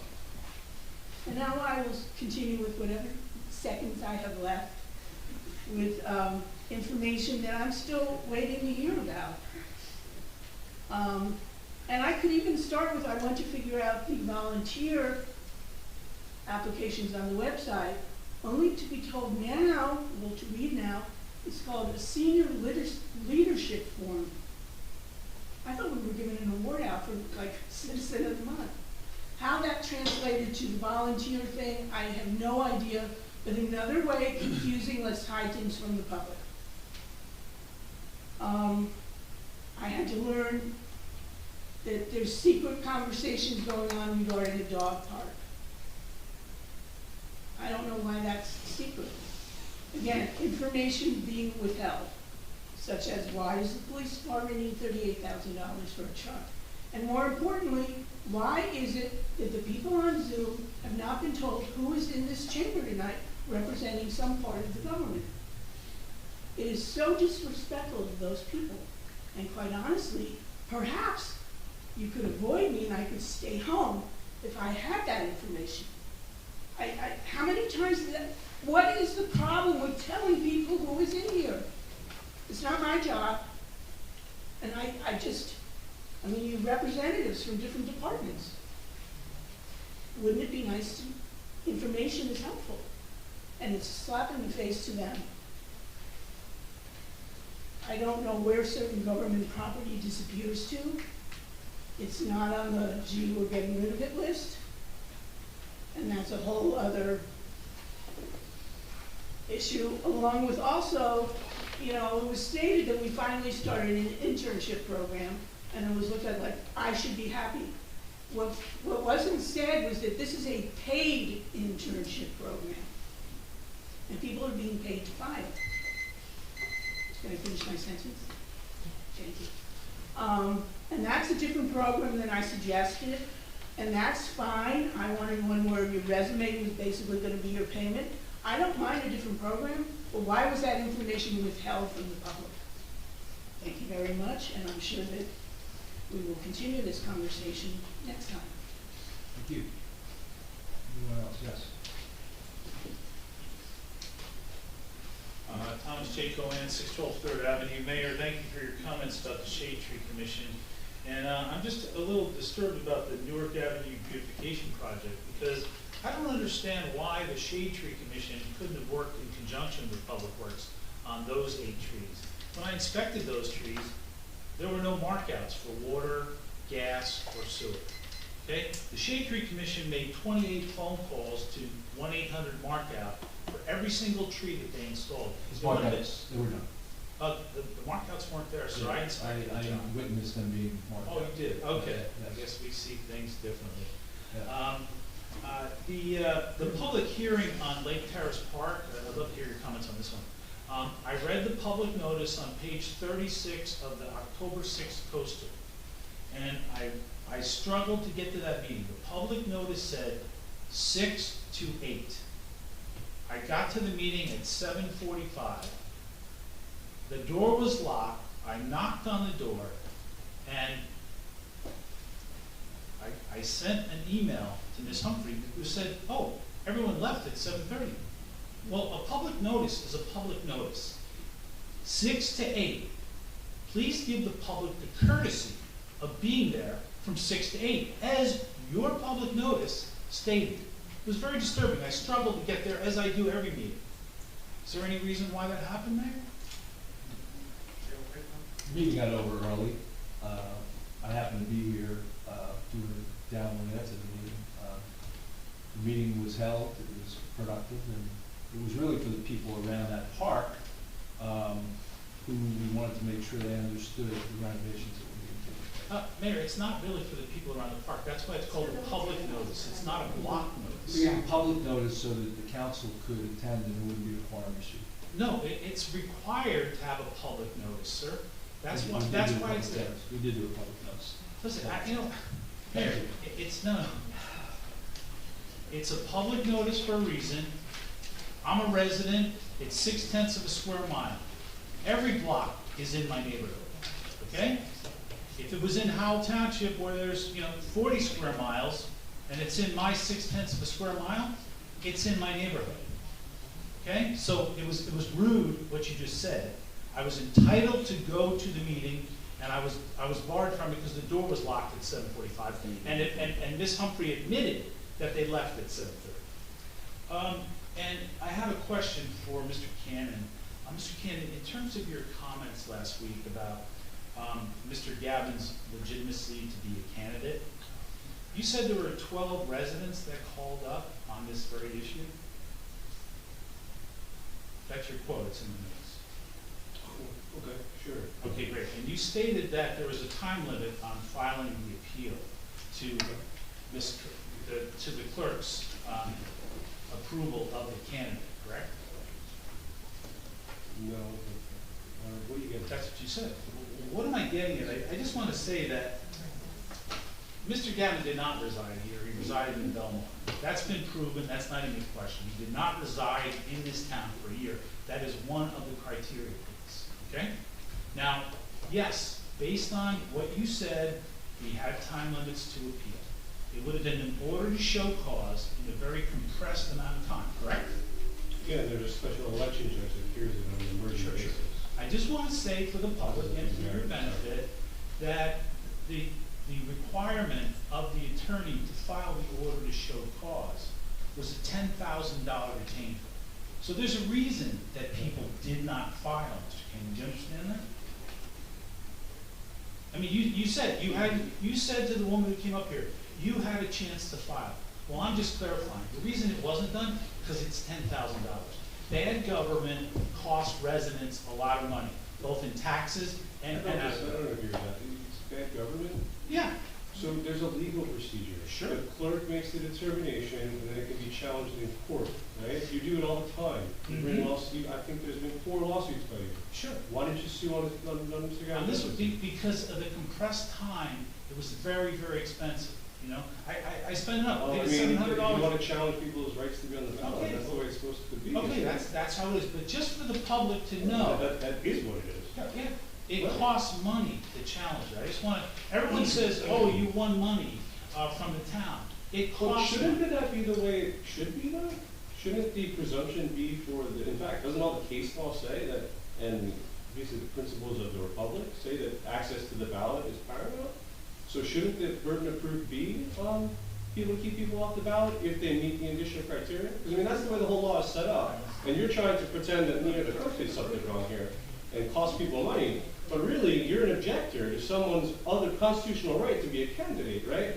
And you're complaining how much it costs to deny them that. I mean, I don't think that's the way the system is set up, because that's the way it's supposed to work. Not people call up and deny other people their rights without having due process. Mr. Kennedy, it's very clear, and the clerk didn't really do the research, that he did not reside here, which is part of the affidavit. But you're skipping over you're skipping over the entire legal procedure that occurred here, and with the Board of Elections, to make some sort of point that the government here did something wrong. But the government here did nothing wrong. If you bring a lawsuit here and the burden is so high, then why do you sue us all the time? And now you're complaining that it's too hard to sue? That's ridiculous. What I'm saying is that to attack the clerk like she did something wrong in this circumstance what I'm is saying ridiculous to make some sort of point. That's ridiculous. you said to the person who was up here last There's night. 3 pending lawsuits against the town by you right now, isn't there? No, there's just one now. Yeah, Oh, there's only one right now. There's only one. He settled the other. So isn't it true that it's really not that hard to bring a lawsuit against Well, the town, Mr. Cohen, because you do it all the time? It's very expensive for the residents. And and a lot of people don't wanna do it. I don't mind doing it, but I had to draw the line this time, so, we'll see what happens. Thank you. I'm glad you have a line. Thank you. Okay, yeah.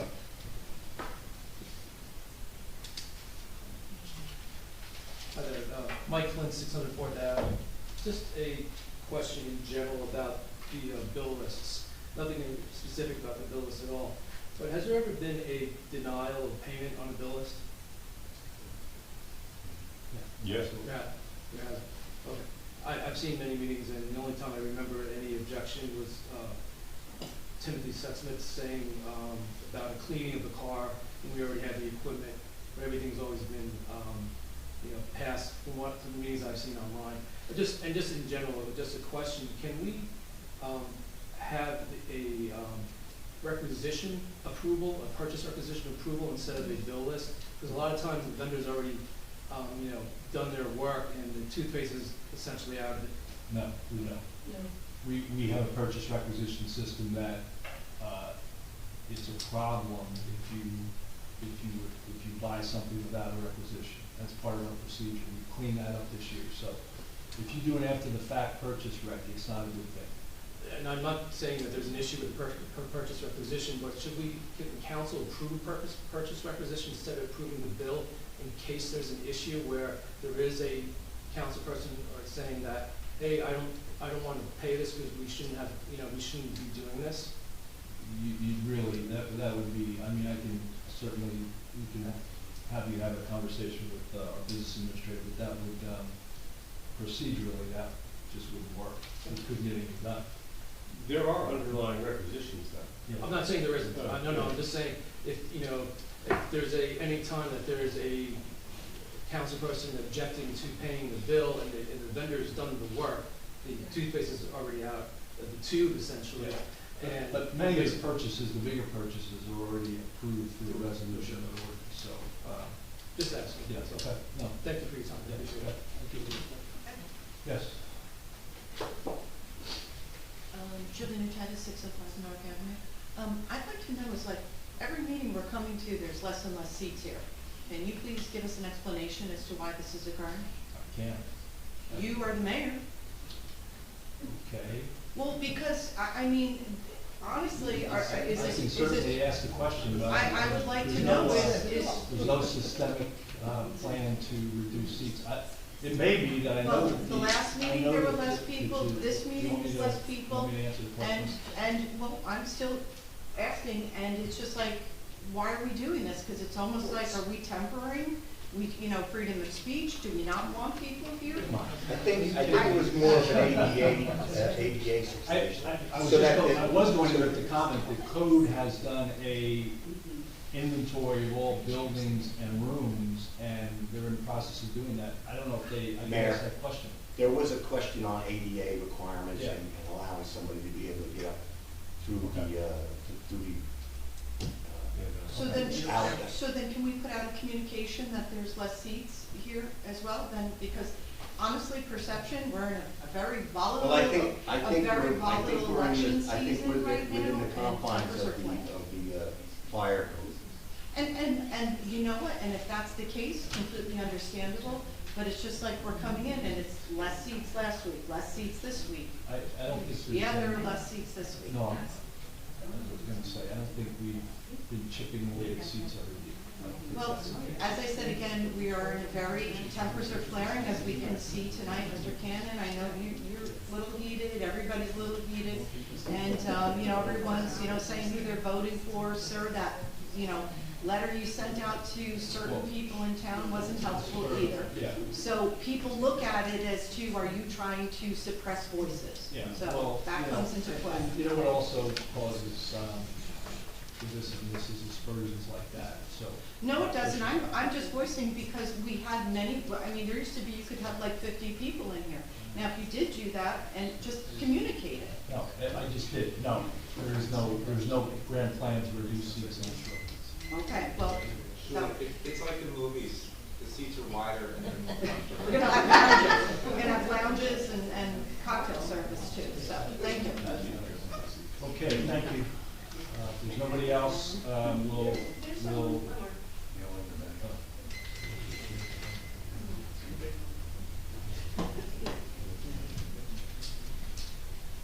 Hi, Mia Matasio, 411 McCabe. I just wanted to bring back again the topic of 217 McCabe, which I know is under litigation and a lot cannot be discussed, but myself and my neighbors continue to wonder why the debris, the dumpster, and a lot of the debris that is beyond the property continues to be there week after week, month after month, year after year, so, in some cases. So just wanted to bring that up again. And I know, I think the land use had a executive session on it, and I know we have it. There's an executive session tonight on it. So I just look forward to more information that could be shared on that property in the future.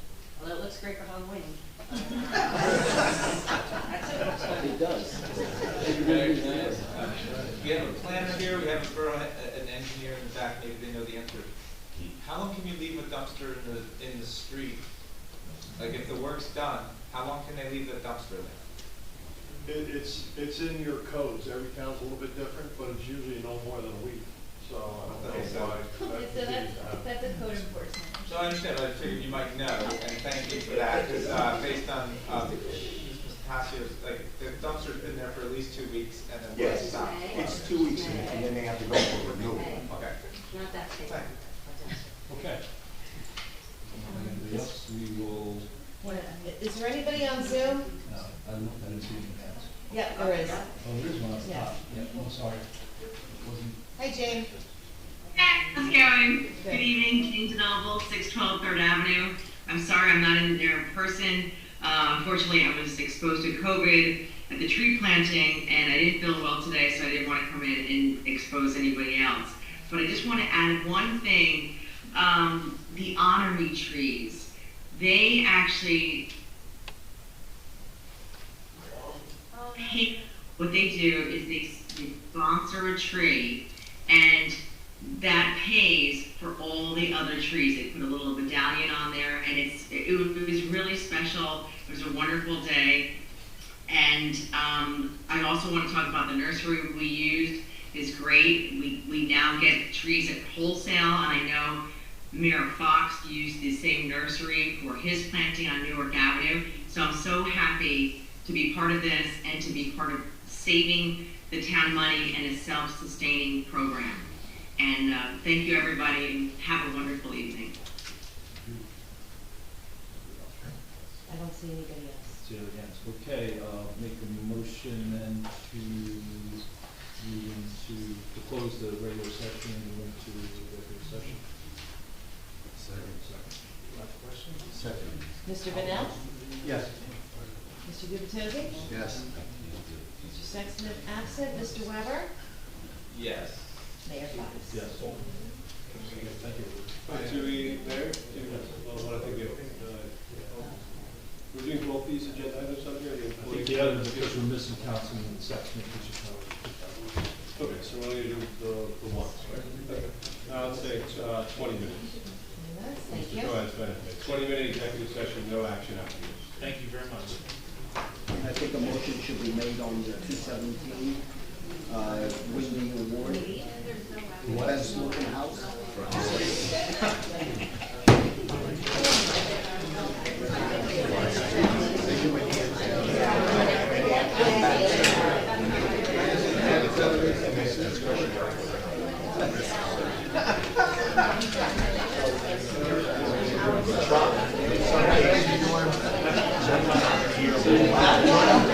Well,